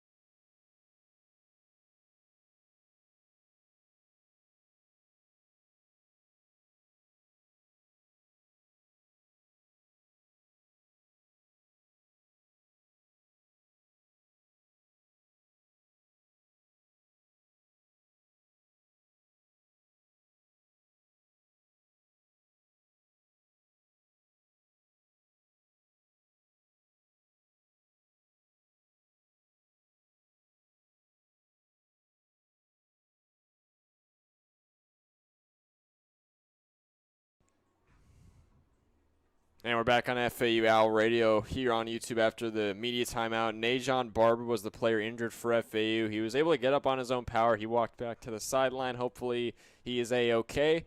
Meanwhile, FAU is looking for a big stop here on defense as East Carolina has it 3rd and 9 from their own 45 with 12:44 remaining in quarter number 3.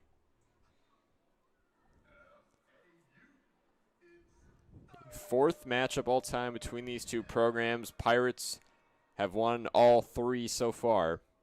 As Hauser takes the snap out of the shotgun, looking deep. He throws deep up the middle. Pass was deflected. He was going for, I believe, Anthony Smith. Pass was kind of batted around, almost picked off, but nonetheless incomplete. The Owls defense is able to force a 4th down. I feel like I've said this a bunch already in this broadcast, but I think now we could probably both agree at this point, down 42-3. It's really now or never to get going. No doubt. And good to see Messer back out to return. after the big hit he took on the Owls opening drive of this third quarter. East Carolina punts this one away. Somewhat of a squib kick as it trails off out of bounds toward the near sideline. We'll see where the ball will be spotted and where FAU will bring their offense back out. Looks like it'll be their own 23-yard line, so the Owls will come back out 1st and 10. As you said, Chris, it's now or never for head coach Zach Killey and his squad. Easton Messer is back out there. He just continues to get knocked down, but then he gets right back up. Very tough-minded. Like as Coach Killey, I'm sure he loves the competitiveness in Easton Messer. Out of the shotgun, it's a flip to Messer as he runs to his right side, and the jet sweep, and he was met in the backfield by multiple white jerseys, and that'll be a loss of a couple yards. So tough break on the first play of the drive for FAU. Be 2nd and 12 now from the Owls 21. Owls moving right to left. Rocking their all blue jerseys. East Carolina white jerseys, white helmet, and purple pants. But full receiver set for FAU as Velkamp out of the shotgun throws a pass left to Easton Messer up the middle, met by 2 East Carolina defenders after the catch, and that'll bring up a 3rd and somewhat long, 3rd and manageable. It's 3rd and 8. From the FAU's 25, they're pretty much right back at the spot they started at. Can the Owls dig deep, not only in this game, but on this drive right here? It could decide if this game stays competitive or not. As Messer running to his left in motion, Velkamp out of the shotgun, throwing up the middle. He's got Dominique Henry in space, tried to run out to his right side, and that's enough to move the chains for FAU, a big 3rd down conversion. FAU was 6 of 13 on 3rd down conversions in last week's loss to UConn. Velkamp on a 1st and 10 throws up the middle to running back Jamari Sands. He spins. He's taken down just about halfway to the line to gain. And FAU starting to pick up the tempo. Couple completions. That's what you want to see. 2nd and 3 now. Velkamp screen pass to his left, intended for Messer. He lost the ball on the ground, got right back on top of it, so they're going to lose a couple yards there. Ref called it incomplete, so it will stay at 3rd and 3. Okay, well that's good. At least they're not losing yards on that one. 3rd down and 3 from their own 43 is FAU. And it'll be tight end Michael Kirch coming out. Or coming into the game, I should say. Michael Kirch, the senior, one of the many seniors on this FAU team. 3 touchdowns this season. So 3rd and 3 from their own 43, 10:38 to go in the 3rd. 2 receivers to the left. We'll see motions to his right. It's a handoff to Jamari Sands right off the bat. Shakes off a man at the 40, running toward the near sideline, take it down past the 50, and that's another FAU 1st down. Owls able to get into ECU territory. Here's Velkamp on a 1st and 10 out of the shotgun. Pressure coming, and he trips down way behind the line of scrimmage. Velkamp tried to scramble out of there, but it looks like he lost his balance a little too soon. And Velkamp was immediately met by the pressure there. Had really no time to look downfield to any of his receivers. Tried to roll out, but that's when he got tripped up. So now it's going to be a 2nd and 23, and the Owls are pushed back into their own territory at the 38. 2 receivers bunched to the right and left side. Velkamp out of the shotgun. Quick screen pass left to Messer at the 40, running at the 45. Shakes off a man at the 50, gets out of bounds out around the ECU 45. FAU makes this a 3rd down and manageable now, 3rd and 6 now. Back in Pirates territory at their 45. Big play for FAU, although I think even if you don't convert here, I think it's 4th down territory. Definitely. The rest of this game. Pretty much, yeah. If you want to attempt to make things interesting, a long way to go for that, but interesting set here. 2 receivers bunched to the right, and then another lone receiver to the right of that, and then another receiver alone to his left side. Very interesting set. We haven't seen this all game. 3rd and 6 from the Pirates 45. With Sands, the running back, to Velkamp's right. He takes a snap out of the shotgun. Back to pass, eyes deep, throws up the middle for Jay-Sean Platt. Now it'll be 4th and about 2. He was taken down FAU. around the Pirates' 40-yard line, and it will be 4th and 3. Jackson Barber with the tackle, and FAU will go for it here. You almost have to. Velkamp out of the shotgun. Quick pass to his left. He's got Dominique Henry. He's taken down at the 35, and that's an easy 4th down completion for Zach Kitley and company. And clock ticking here. Just under 8.5 minutes remaining in the 3rd quarter. FAU looking to get on the board for their first touchdown of the game. Owls down 42-3. They got to dig deep. Velkamp out of the shotgun. Throwing toward the far sideline, underthrown and intercepted. Caden Velkamp picked off for the 2nd time today. He tried to go to the far sideline, but he way underthrew the pass, and the worst gets worse for FAU. It's very unfortunate. Now we have a timeout.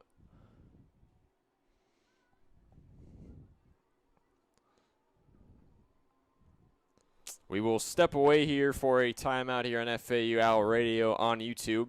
42-3, Pirates still leading, and they come away with a big turnover.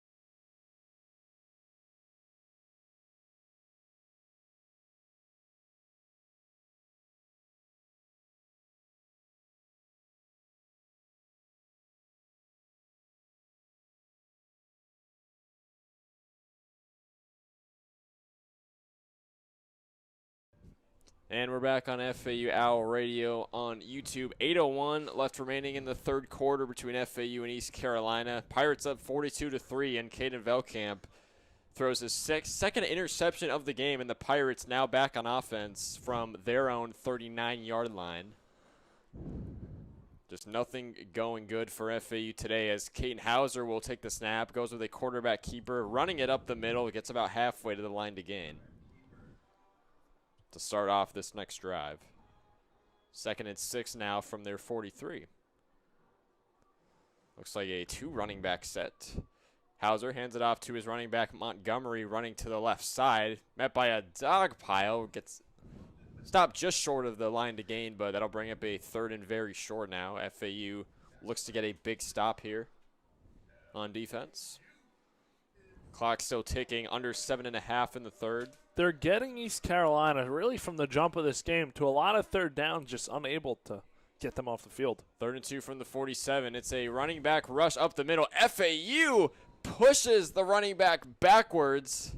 Now, if you're East Carolina, do they go for this and give FAU a short field if they don't get it, or do they send on the punt team? But it looks like they're going for it. Wow. I mean, 4th and 1. Might as well with this lead. I don't blame Blake Harrell whatsoever. Head coach in his first full season as head coach, 6 overall season with the program, as mentioned earlier. 4th and 1 from their own 48. Hauser getting the signal from the sideline on what the official play call is going to be here.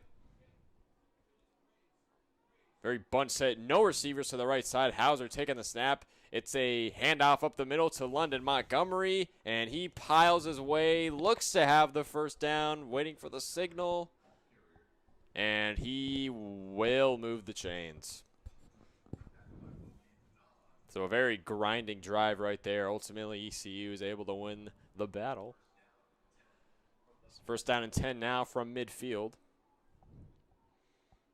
Hauser out of the shotgun. Takes the handoff, throws up the middle, pass, batted down and incomplete. Brings up 2nd and 10.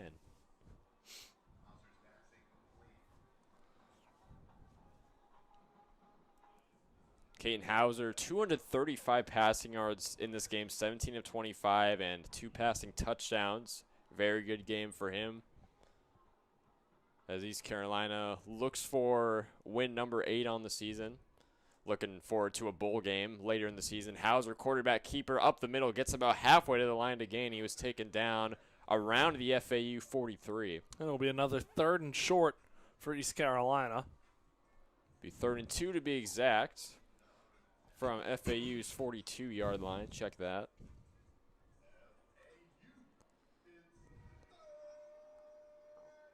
It's a 4-man front for the FAU defense, a 3-receiver set for East Carolina. Hauser fakes the handoff, takes it by himself up the middle. He's got himself a first down and maybe a little more, but ECU will for sure move the chains right here. And Hauser's done that a lot this game. Quite a lot of quarterback keepers up the middle for the redshirt junior quarterback.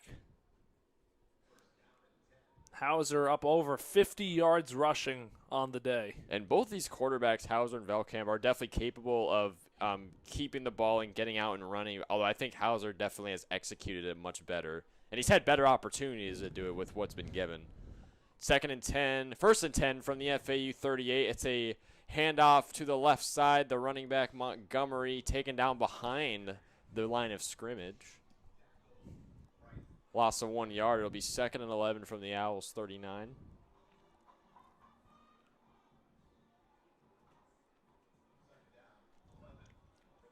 Clock continues to run. 4.5 minutes left now in the 3rd. 3 receivers set. Hauser looking to pass. Lobs it to the right side. He's got a man. That is Javante Connor. Javante Connor, the tight end, gets about halfway to the line to gain, and it's a 3rd down and 5 from the Owls 33. 3rd reception of the game for Connor. He's got 21 total receiving yards on the game. Owls looking for a big stop, but we saw ECU already go for it on 4th down in this drive already. As Hauser takes the snap out of the shotgun.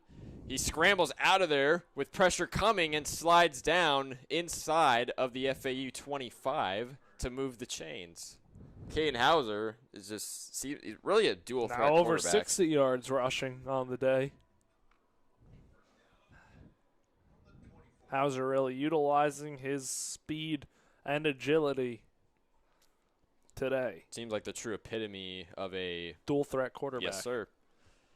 1st and 10 from the Owls 26, 3:20 to go in the 3rd. It's a 3-receiver set with 2 running backs to the right side of Caden Hauser. Big game for him, 241 passing yards. He takes the snap out of the shotgun. Pressure's coming, gets the ball out downfield, but underthrew receiver, pretty much threw it away, and that'll bring up a 2nd down.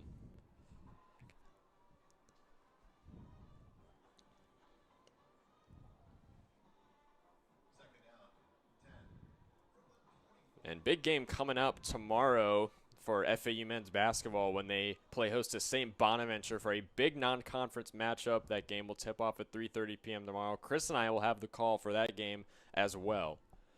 2nd and 10 from the Owls 26. ECU right back at it with a bunch set. Receiver motioning to his right.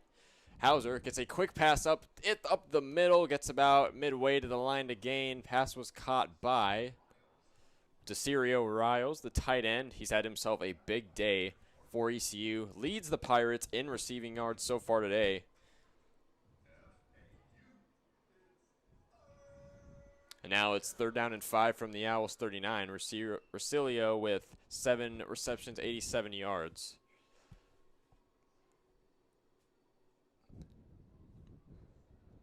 Two receivers to the left and right of Hauser, one running back on his right hip. Receiver motions to his right side. Hauser. Play is stopped dead. Flag flies onto the field. We'll see what the flag is about.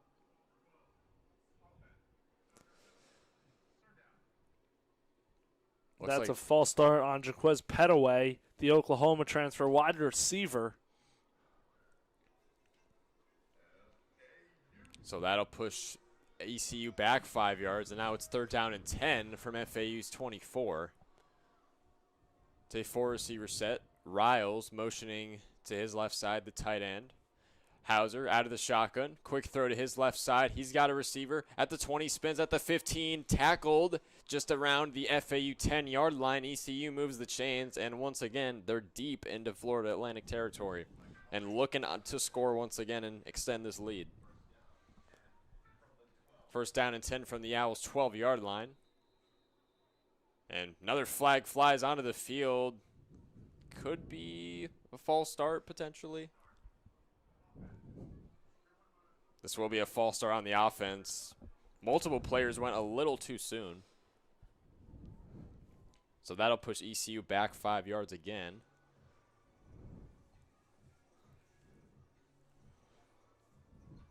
I mean, if there's been anything holding ECU back this game amidst all the glory, you could say the penalties. That's their 7th of the game, which has costed them nearly 50 yards. FAU's only committed 4 so far today. 1st and 15 from FAU 17. Hauser takes the snap out of the shotgun. Quick throw to his right side. He's got Petaway fighting his way up the field. He's taken down at the FAU 15. Another flag flies. Petaway, the former top 100 recruit out of Houston, Texas area. He was the 43rd prospect in the country, committed to Oklahoma, dynamic wide receiver. He's a junior now at East Carolina and hasn't seen much action this year, but getting some targets today.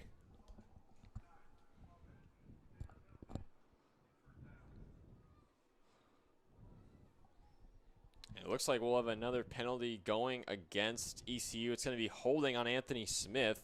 That'll push them back another 10 yards, so now it's 1st and 25 from FAU's 27.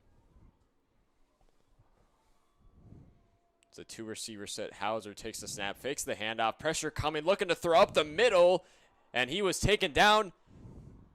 They're going to let this play out. They rule it FAU ball, but it'll automatically get reviewed. That's what the refs do. Stolsky recovered. It appeared from up here, Hauser's arm was moving forward. The ruling on the field is a fumble. But as you said, I wouldn't be surprised if the referees take a look at this. But it looks like Tyler Stolsky and the FAU defense might have just came away with a very nice turnover on the defensive side of things. But we will go to a timeout on the field, so we will step away here on FAU Owl Radio on YouTube. We'll see if this call stands or not, but right now on the field, it's looking like the FAU offense will come back out.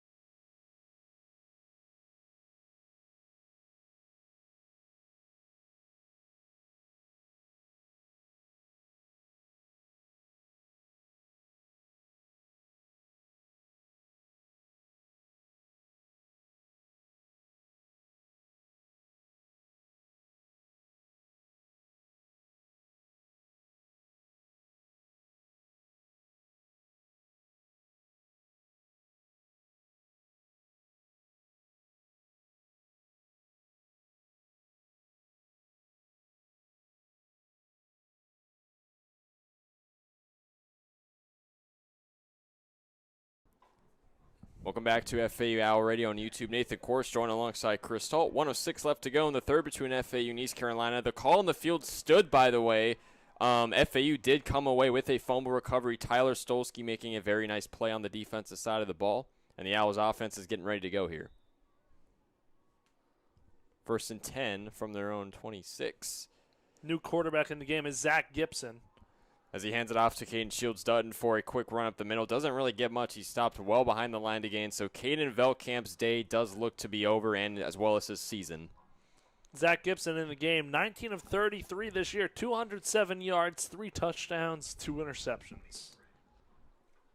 So I think Zach Hidley, pretty much that's kind of the signal of just waving the white flag at this point as Gibson takes the snap, quick throw up the middle, tried to go for Dominic Henry, but overthrew him to the left side. And this will bring up 3rd and 13 from their own 23. Little score update on the biggest game of college football today. Ohio State taking on Michigan. Buckeyes leading 24-9 right now in the big house. Then after this play, Gibson, 3rd and 13, pressure coming, throws to his right side. He's got Dominic Henry, takes a big hit just above the line of scrimmage. And that'll bring up a 4th and long for FAU. Taking a look around the American here. We are the only game in action right now. Later today, UAB plays Tulsa, Army at UTSA, Rice at USF, and Charlotte at Tulane. So East Carolina will have to wait to find out their fate pending the Tulane game, which kicks off at 7:30. We're also waiting to see what Lane Kiffin is going to do, mulling his future over at Ole Miss, and we will get a timeout. End of the quarter. Excuse me, yep, end of third quarter. Where, yeah, we'll be right back on FAU Owl Radio here on YouTube for the start of the 4th quarter. ECU up 42-3.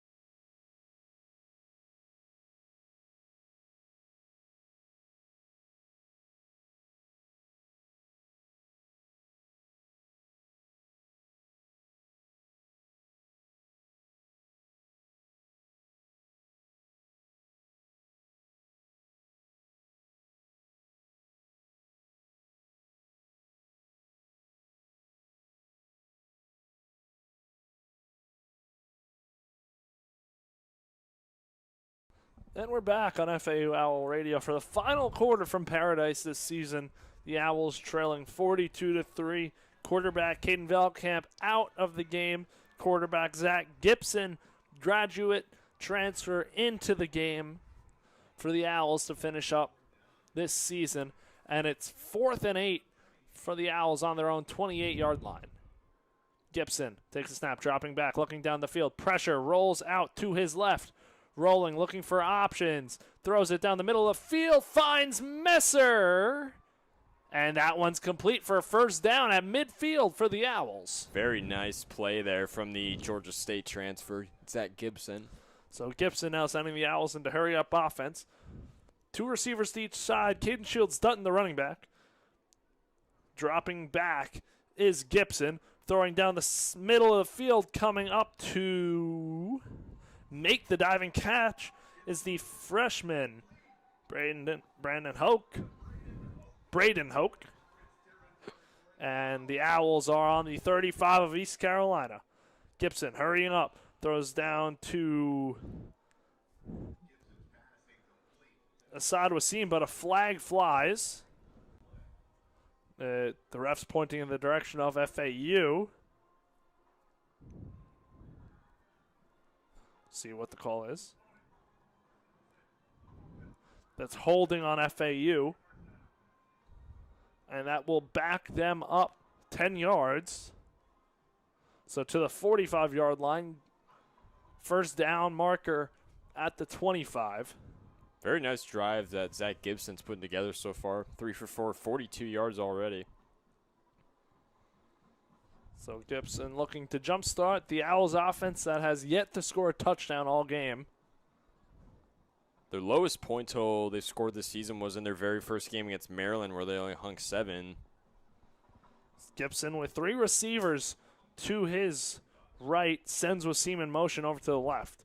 Takes a snap, drops back in the shotgun. Pressure from East Carolina. Throws down the middle of the field. Has Messer at the 25. Messer cuts over to the 17-yard line. And it's an Owls first down as they are into the red zone. In the hurry-up offense.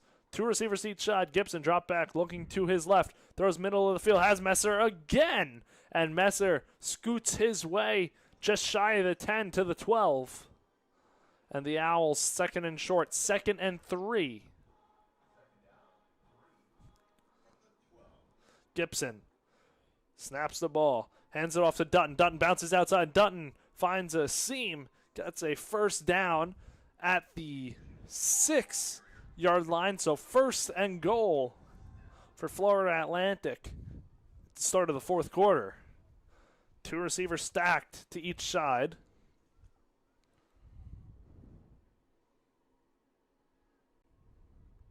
Takes snap. Fakes the handoff. Rolls out to his left. Fakes a throw. Pitches it over the head of Assad Wasim and out of bounds. So it'll be 2nd and 6.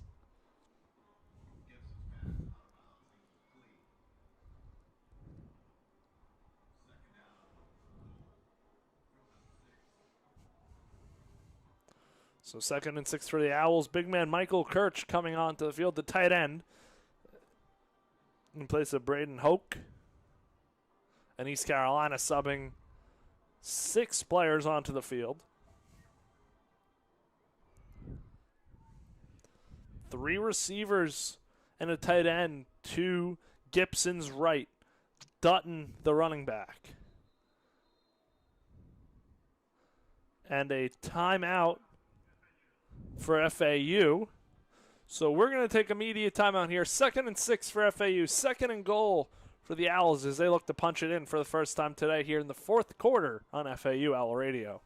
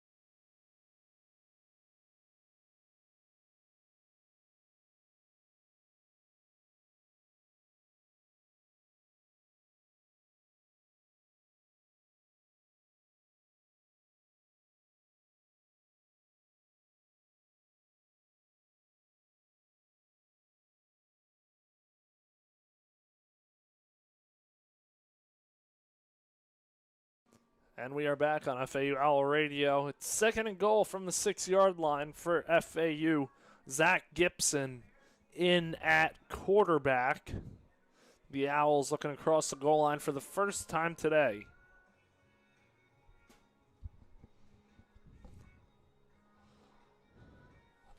Jeremiah Sands, the running back, will head into the game.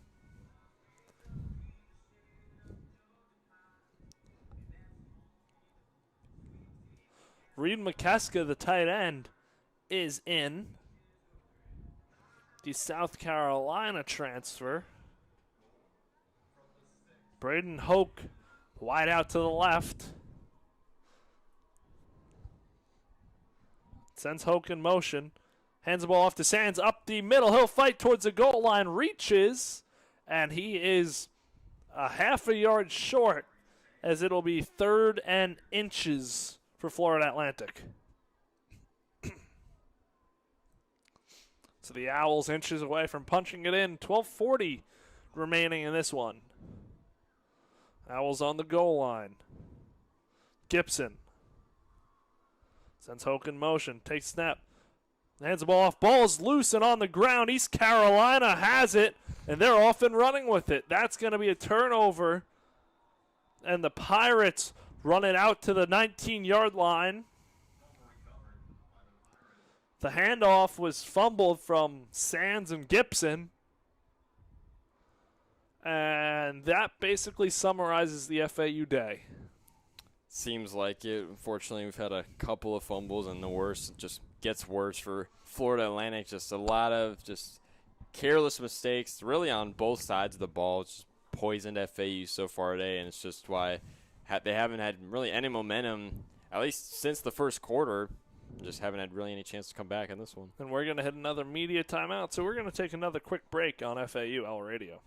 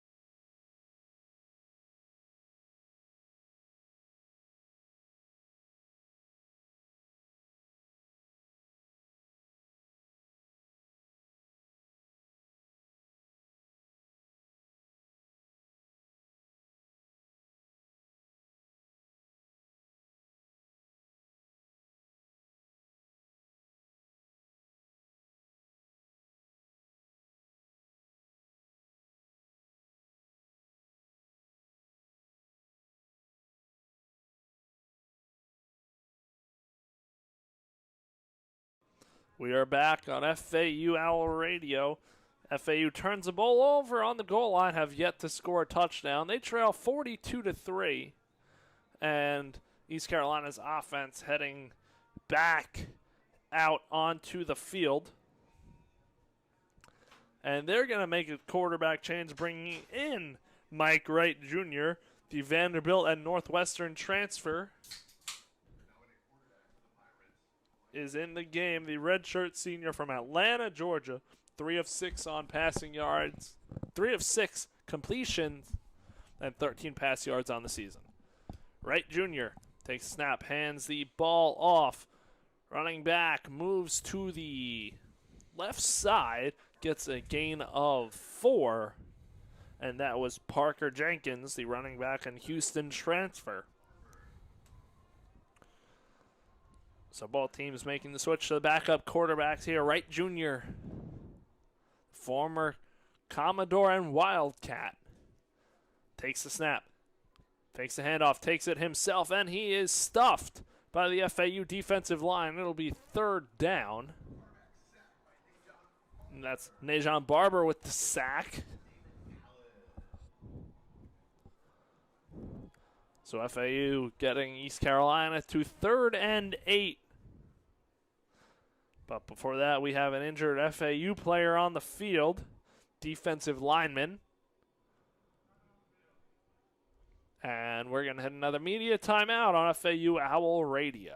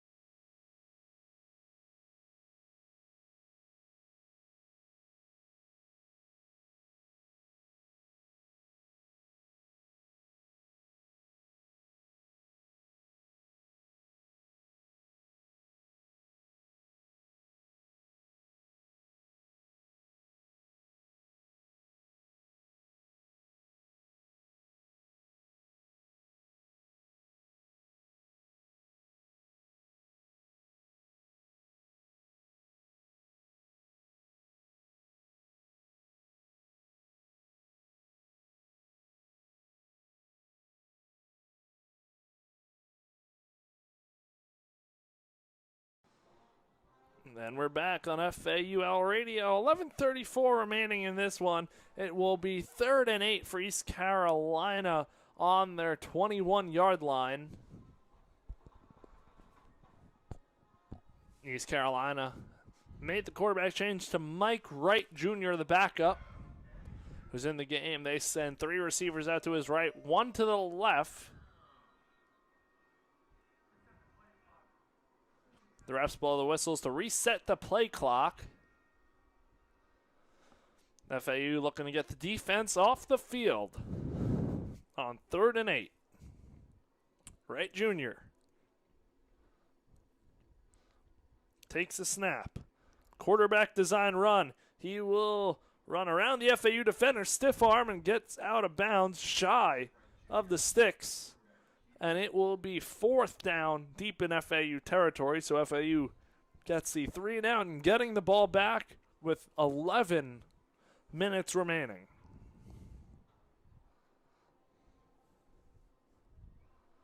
The deep man for the Owls will be Assad Wasim. And we've already seen a couple dangerous, good returns, whether it's Wasim or whether it's Messer today, that the offense has failed to capitalize on. I was just going to say, they got to capitalize on those opportunities. East Carolina boots it deep, and that one spiraling out of bounds. FAU will start in good field position around midfield. They will start at the East Carolina 35-yard line. So that's where FAU will take over. Check that, not the 35-yard line. Ref moves back. It'll be the 45-yard line. So Gibson back out there at quarterback for the Owls. 3 receivers to the right of Gibson.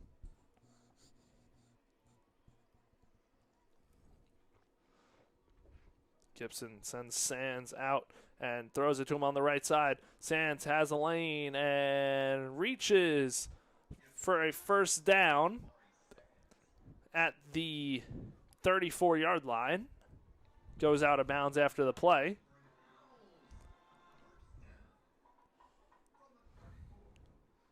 So 34-yard line Owls in ECU territory looking to finally punch it in. Now 10 minutes to go. 3 receivers to the left, 1 to the right.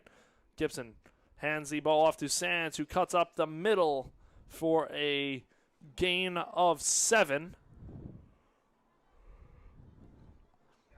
And Sands looking to redeem himself after the fumble between him and Gibson at the goal line last drive.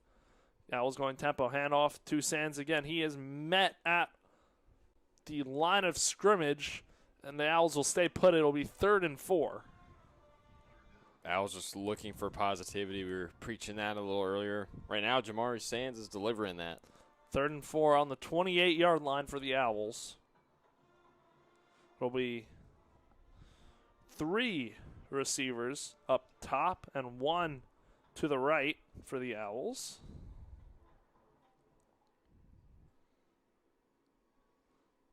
Gibson takes a snap, hands the ball off to Sands, who runs it up the middle for bouncing outside, somehow stayed up and got the first down. Well, Sands was met by a wall and spun out of it, got outside to the left, and that's enough for an Owls first down as the drive continues now at the 22-yard line. Gibson takes a snap, looking to the left, now scanning the field, dumps the ball off to Jabari Smith, who turns up the middle of the field and gains about half. And the Owls are inside the red zone at the 18. It'll be 2nd and 6.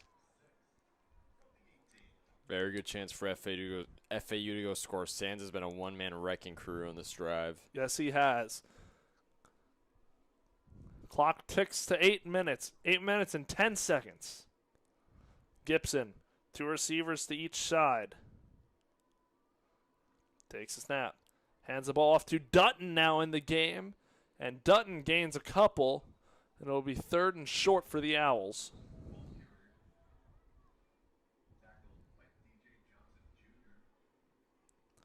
So 3rd and short.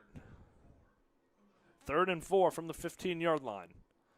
2 receivers stacked to each side.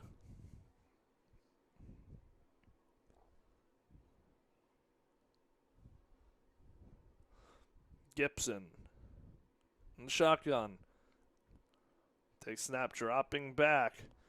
Scanning the field, throws end zone, back of the end zone, and that one is picked off. Flag thrown. That might be an excessive celebration on East Carolina. So Gibson throws his first pick of the game, and that is the Owls' 3rd overall interception, 2 and from 5th Belcamp. turnover of the game. Off of the fumbles. FAU just has not had any luck this game taking deep shots, and it continues to be down the middle specifically as well. FAU just hasn't been able to make good reads.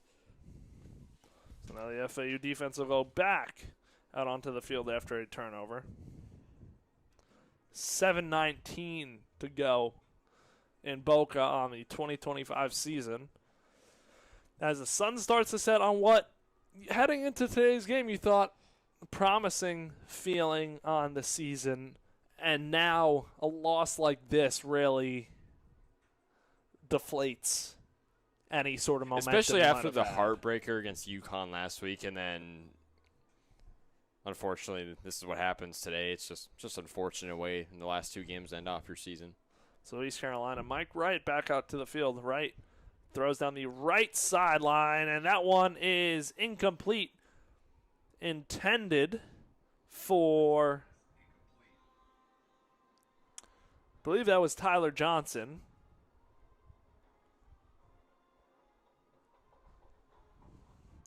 And broken up by FAU.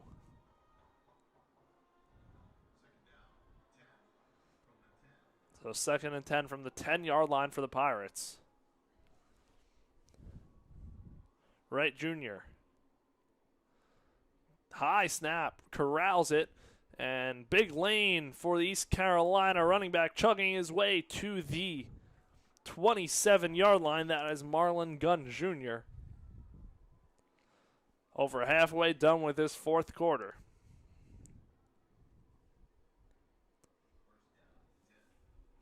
First and 10 from the 26-yard line are the Pirates. Now they're letting the clock run.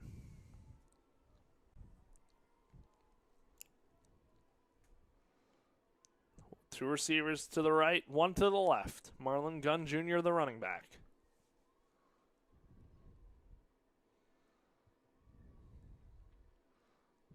Letting the clock tick. Snaps the ball, hands it off to Gunn Jr., goes to the left. He is out to the 40 and pass to the 45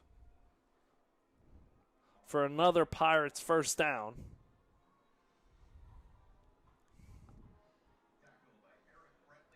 And Eric Brantley Jr. made the tackle. So 1st and 10 for the Pirates as the clock now ticks under 6 minutes remaining.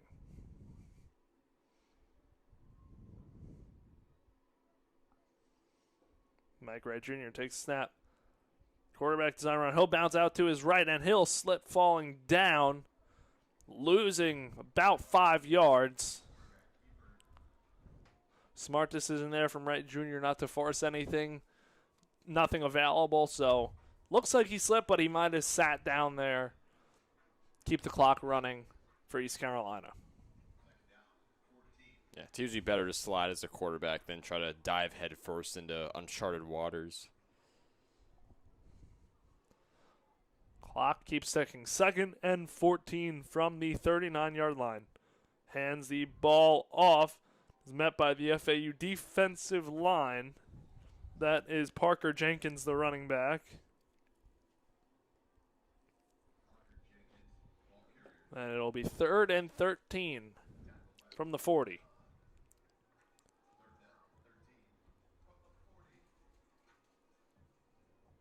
So on the 40-yard line.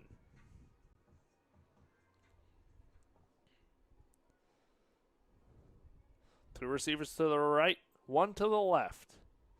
Parker Jenkins, running back, on the left side of Mike Wright Jr. Wright Jr. takes snap, whistles, blow, and a timeout for East Carolina on 3rd down with 4:28 to go. It'll be a quick timeout, so we're going to stay right here. But Nathan, as we look beyond this game, what are your takeaways from the 2025 season in year 1 under Coach Kitley? I think, as to be expected, with a new head coaching regime, a decently new roster, there were definitely a lot of miscues. There were definitely a lot of mistakes to pick up on that. Some have gotten better throughout the season, some maybe not so much, but I keep saying it time and time again. I do think Zach Kitley has this program going in the right direction, and I don't think, assuming FAU goes on to lose this game, I don't think a 4-8 record is really indicative of how talented this roster is, especially if you can retain your top guys like Velkamp Messer, etc., going into next season. So it'll be 3rd and 13 for East Carolina out of timeout, 4:30 left in the 4th quarter. Right, takes a snap. Quarterback keeper Jukes falls backwards for a loss of 5. He's slow to get up. Fell down awkwardly. And it will be 4th and 16. He was down at the 37. So 4th and 16. East Carolina will boot the ball away. Assad Wasim still out there as the deep man. The Owls will get the ball back on offense for possibly one last time this season. Ball is booted deep. Wasim under it. Fair catch at the 19-yard line. And that is where the Owls will start.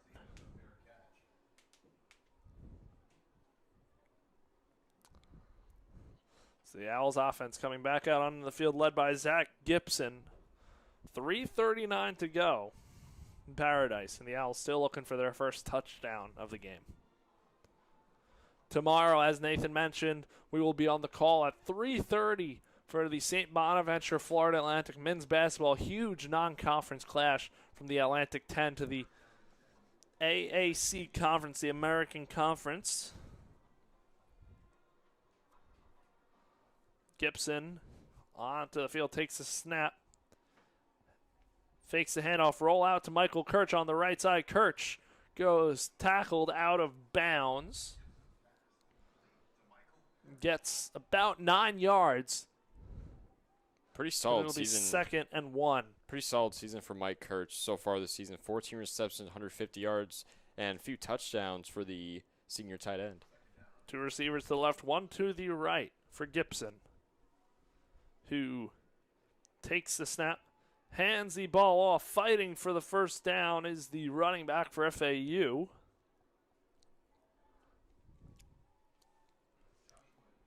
And that is Joshua Harriet, the new FAU running back into the game.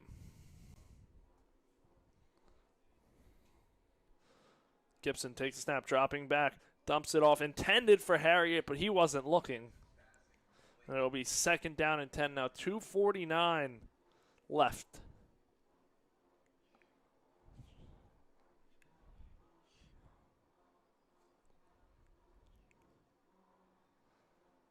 So the Owls, most likely last drive of this one.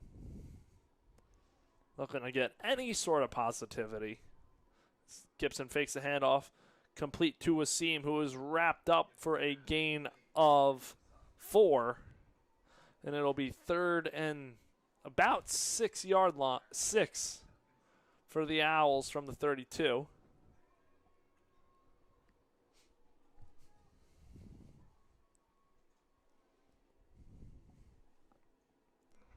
Clock ticking down. Could be the last play of the outside of the 2-minute warning. As Gibson takes a snap, drops back, throws middle of the field. Braden Hoke could not hang on. Tightly contested, and it'll be 4th down for the Owls. If you're FAU, do you go for it on 4th one last time? I think you go for it at this point. 2:08 remaining. Might as well. Get a couple guys into the game that you haven't seen. Some wide receivers for the Owls, like a Devarius Mitchell, like a Jade Card. See what they can do, maybe throw a ball in their direction. As Gibson takes a snap, drops back, flags fly. Could be a free play down the right side to Card, and that one's tipped out of bounds by East Carolina. And another flag flies late as tensions are brewing.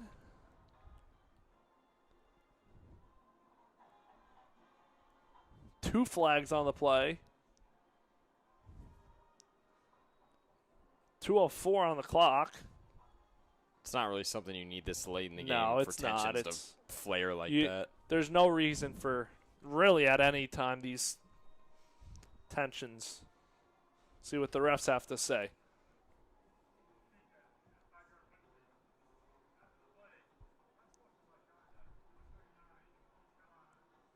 So East Carolina, a unsportsmanlike conduct penalty, and it was a false start on East Carolina, so that was a free play regardless. But after the play, the unsportsmanlike conduct will send FAU into East Carolina territory at the 48-yard line. One last play before the 2-minute warning for the Owls. 2 receivers to each side. Harry at the running back.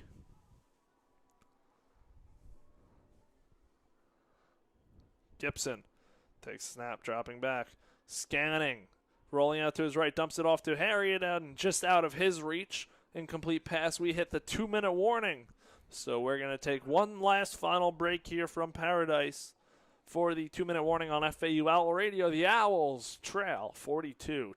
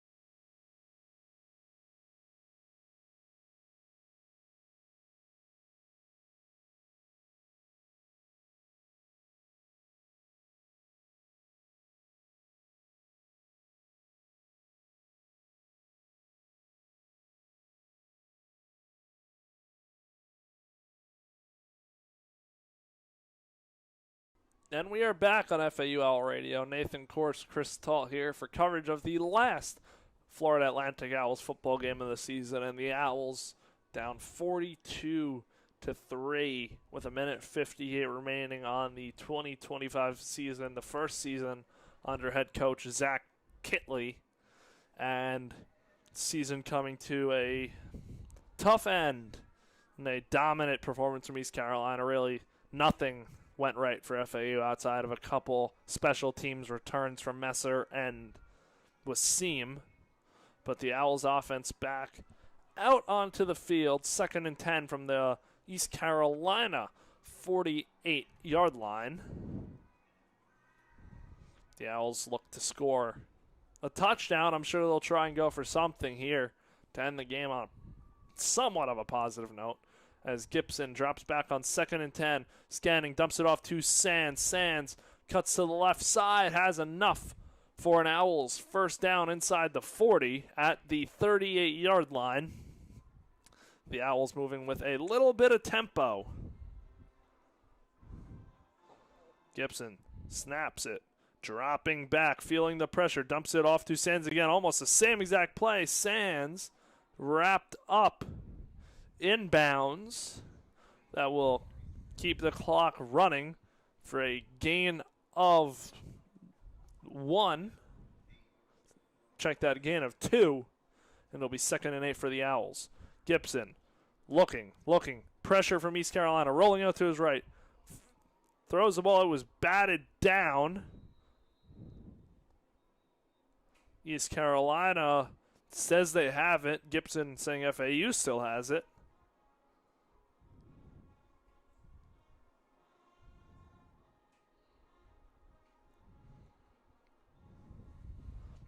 Gibson coming off the field.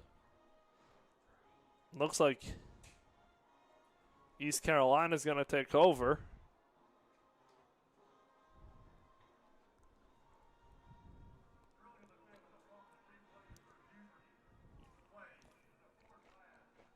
Replay review buzzed in, called it a forward pass. Ruling on the field was a fumble, so it'll stay with FAU.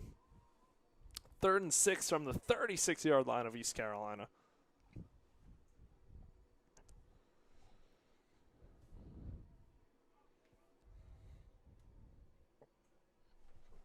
So Gibson back out onto the field. 1:21 remaining in the 2025 football season here in Boca Raton. The next football game played here in Boca will be the Boca Raton Bowl, which is now sponsored by Bush's Baked Beans. So I believe it's the Bush's Baked Beans Boca Raton Bowl. So that'll be interesting. Can only imagine what will happen with the winning coach.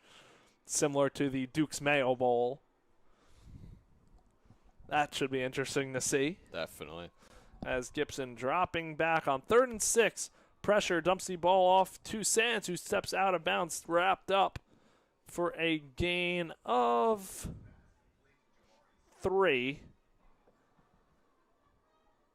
Gain of 2, and it'll be 4th and 4. And Chris, obviously this game hasn't gone the way FAU has wanted it to, but little fun fact for you guys, along with being the youngest head coach at the FBS level, Zach Kelly's also the tallest at 6'7". So 4th down here from the Owls. 2 receivers each side. Sands the running back. Sands on Gibson's left hip. 1:15 left. Gibson takes the snap, dropping back, throws it to the intended target, which is Jet Kuhlman, the 6-foot senior from West Palm Beach, Florida, and the Owls turn it over as it's dropped on 4th down. And now East Carolina will kneel this one out and end the season with their 8th win of the season and a 6-2 conference record. They'll have to wait till later today to see what occurs with Tulane. So Mike Wright Jr. in at quarterback. He is going to take his first kneel down. And then one more will do it. As the clock now hits 1 minute remaining. Tempers flaring a little bit. Looked like Tyler Stolsky trying to get his guys under control. I was saying, once again, just the no leader of that reason for defense, Tyler Stolsky, appeared, don't know for certain, but looks like he was telling his guys to cut it. So one more kneel down for Mike Wright Jr. will end this one for East Carolina. Kneels it down. The Pirates come to Boca and take a dominating 42-3 win, coming off for the heels of a crushing loss at UTSA.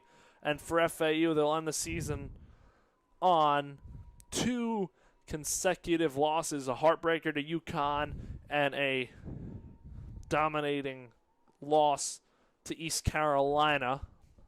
The Owls finished the season at 4-8, 3-5 in conference. Last year they had 1 conference win, so that was an improvement.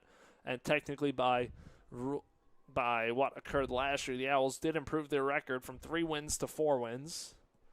But deflating end to the season for FAU, again, the heartbreaker to UConn, and now a dominant East Carolina win, which wraps up the 2025 season and the first year under Zach Kitley. Deflating end, no doubt, Chris. Talking about this game specifically, it just seems like there just really wasn't a ton of energy from really either sides of the ball. We keep talking about that Easton Messer fumble early on in the first quarter, how maybe that kind of sucked all the life and just the energy out of both sides of the ball. But I think even before that, I just don't think FAU, they just didn't really come to play today, it seems like. And unfortunately, they ended this game with their lowest point total of the season, the lowest since their first game of the season when they only dropped 7 points on the road against Maryland. So a tough loss for the Owls. East Carolina, again, their defense, we knew it coming into this game, a very good defense, but the Owls just get nothing going. Again, 5 turnovers. You're not going to win a game with 5 of those. And for this defense, they pitched a shutout in the second half. The defense settled in, but the offense could never get anything going. Yeah, we had no scoring from either side in the second half at all. ECU, scored 21 points in the first and second quarters, respectively. The ECU defense was able to force, I believe, it was, 3 interceptions. They also forced 2 fumbles. Both of those were recovered by ECU. So the Pirates defense really took it to FAU, along with the Pirates offense. Caden Hauser had himself a more than solid game, 20 for 29 passing, 258 yards with a couple of touchdowns. FAU starting quarterback Kane Velkamp definitely did not have his best game. 19 for 31 passing, 183 yards, no touchdowns, and 2 interceptions. Obviously, backup quarterback Zach Gibson got a good amount of burn, mostly in the second half. He wasn't too bad for the time that he was given. 12 for 20, over 100 yards passing, which I believe is the most he's had in a game so far this season. 1 interception for him. So overall, not a bad game from Zach Gibson. But yeah, I mean, FAU just did not come to play today. The energy just wasn't really there from the get-go, and East Carolina just pounced on that opportunity on both sides of the ball. They certainly did pounce on it, and tough way for FAU to go out this season. I don't want it to take away from the strides we did see, especially offensively, from last year to this year.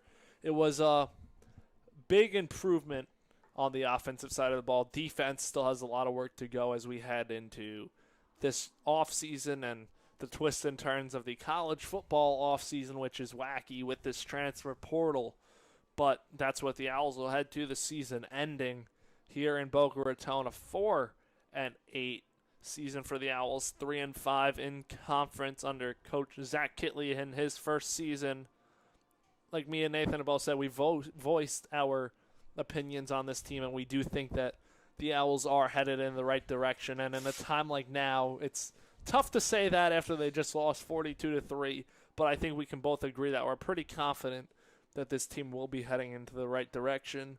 Hopefully they can keep some of the offensive pieces, and we will see what the Owls do this offseason. I was going to say, I think we can, now that we've put the final cap on the 2025 season, I think we can talk a little bit more about the retention process, and hopefully Zach Kitley can keep a good amount of these guys, specifically guys like Caden Velkamp and Easton Messer, 2 guys that he has a very strong relationship with. Obviously, Velkamp and Messer, those 2 have a very tight-knit relationship as well. Hopefully, these 2, who both still have for sure 1 more year of eligibility left remaining, can come back to Boca next year and then maybe just try to build the rest of the roster around them. Obviously, the defense is probably the biggest hole on this roster. The execution just needs to be better, but I think the offense, at least, there's definitely a lot of good positive was amongst signs. The top 50 in the country, Oh, top yeah. 40 in points per game.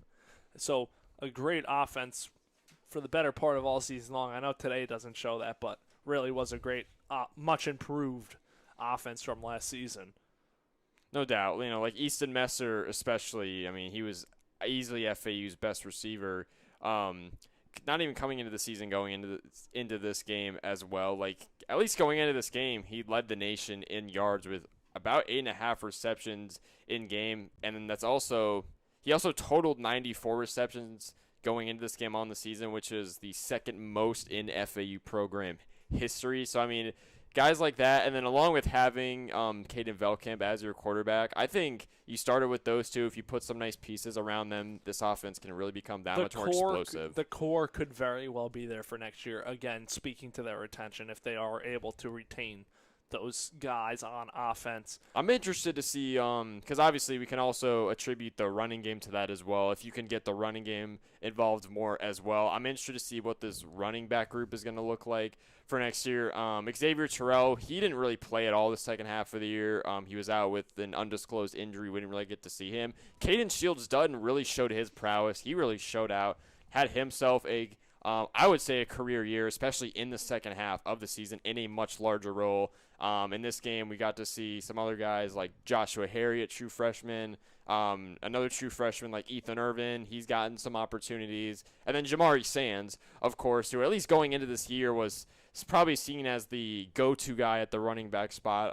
Hopefully, he'll come back. We can hopefully, because I think what one of FAU's most returning groups going into this year was that running back room, and hopefully we can say the same about it going into 2026. Hopefully we can. But for now, that'll do it from Boca Raton. The 2025 FAU football season has came to a close. The Owls dropped the final game to East Carolina 42-3 in year one under head coach Zach Kitley. For Nathan Korst, I'm Chris Talt.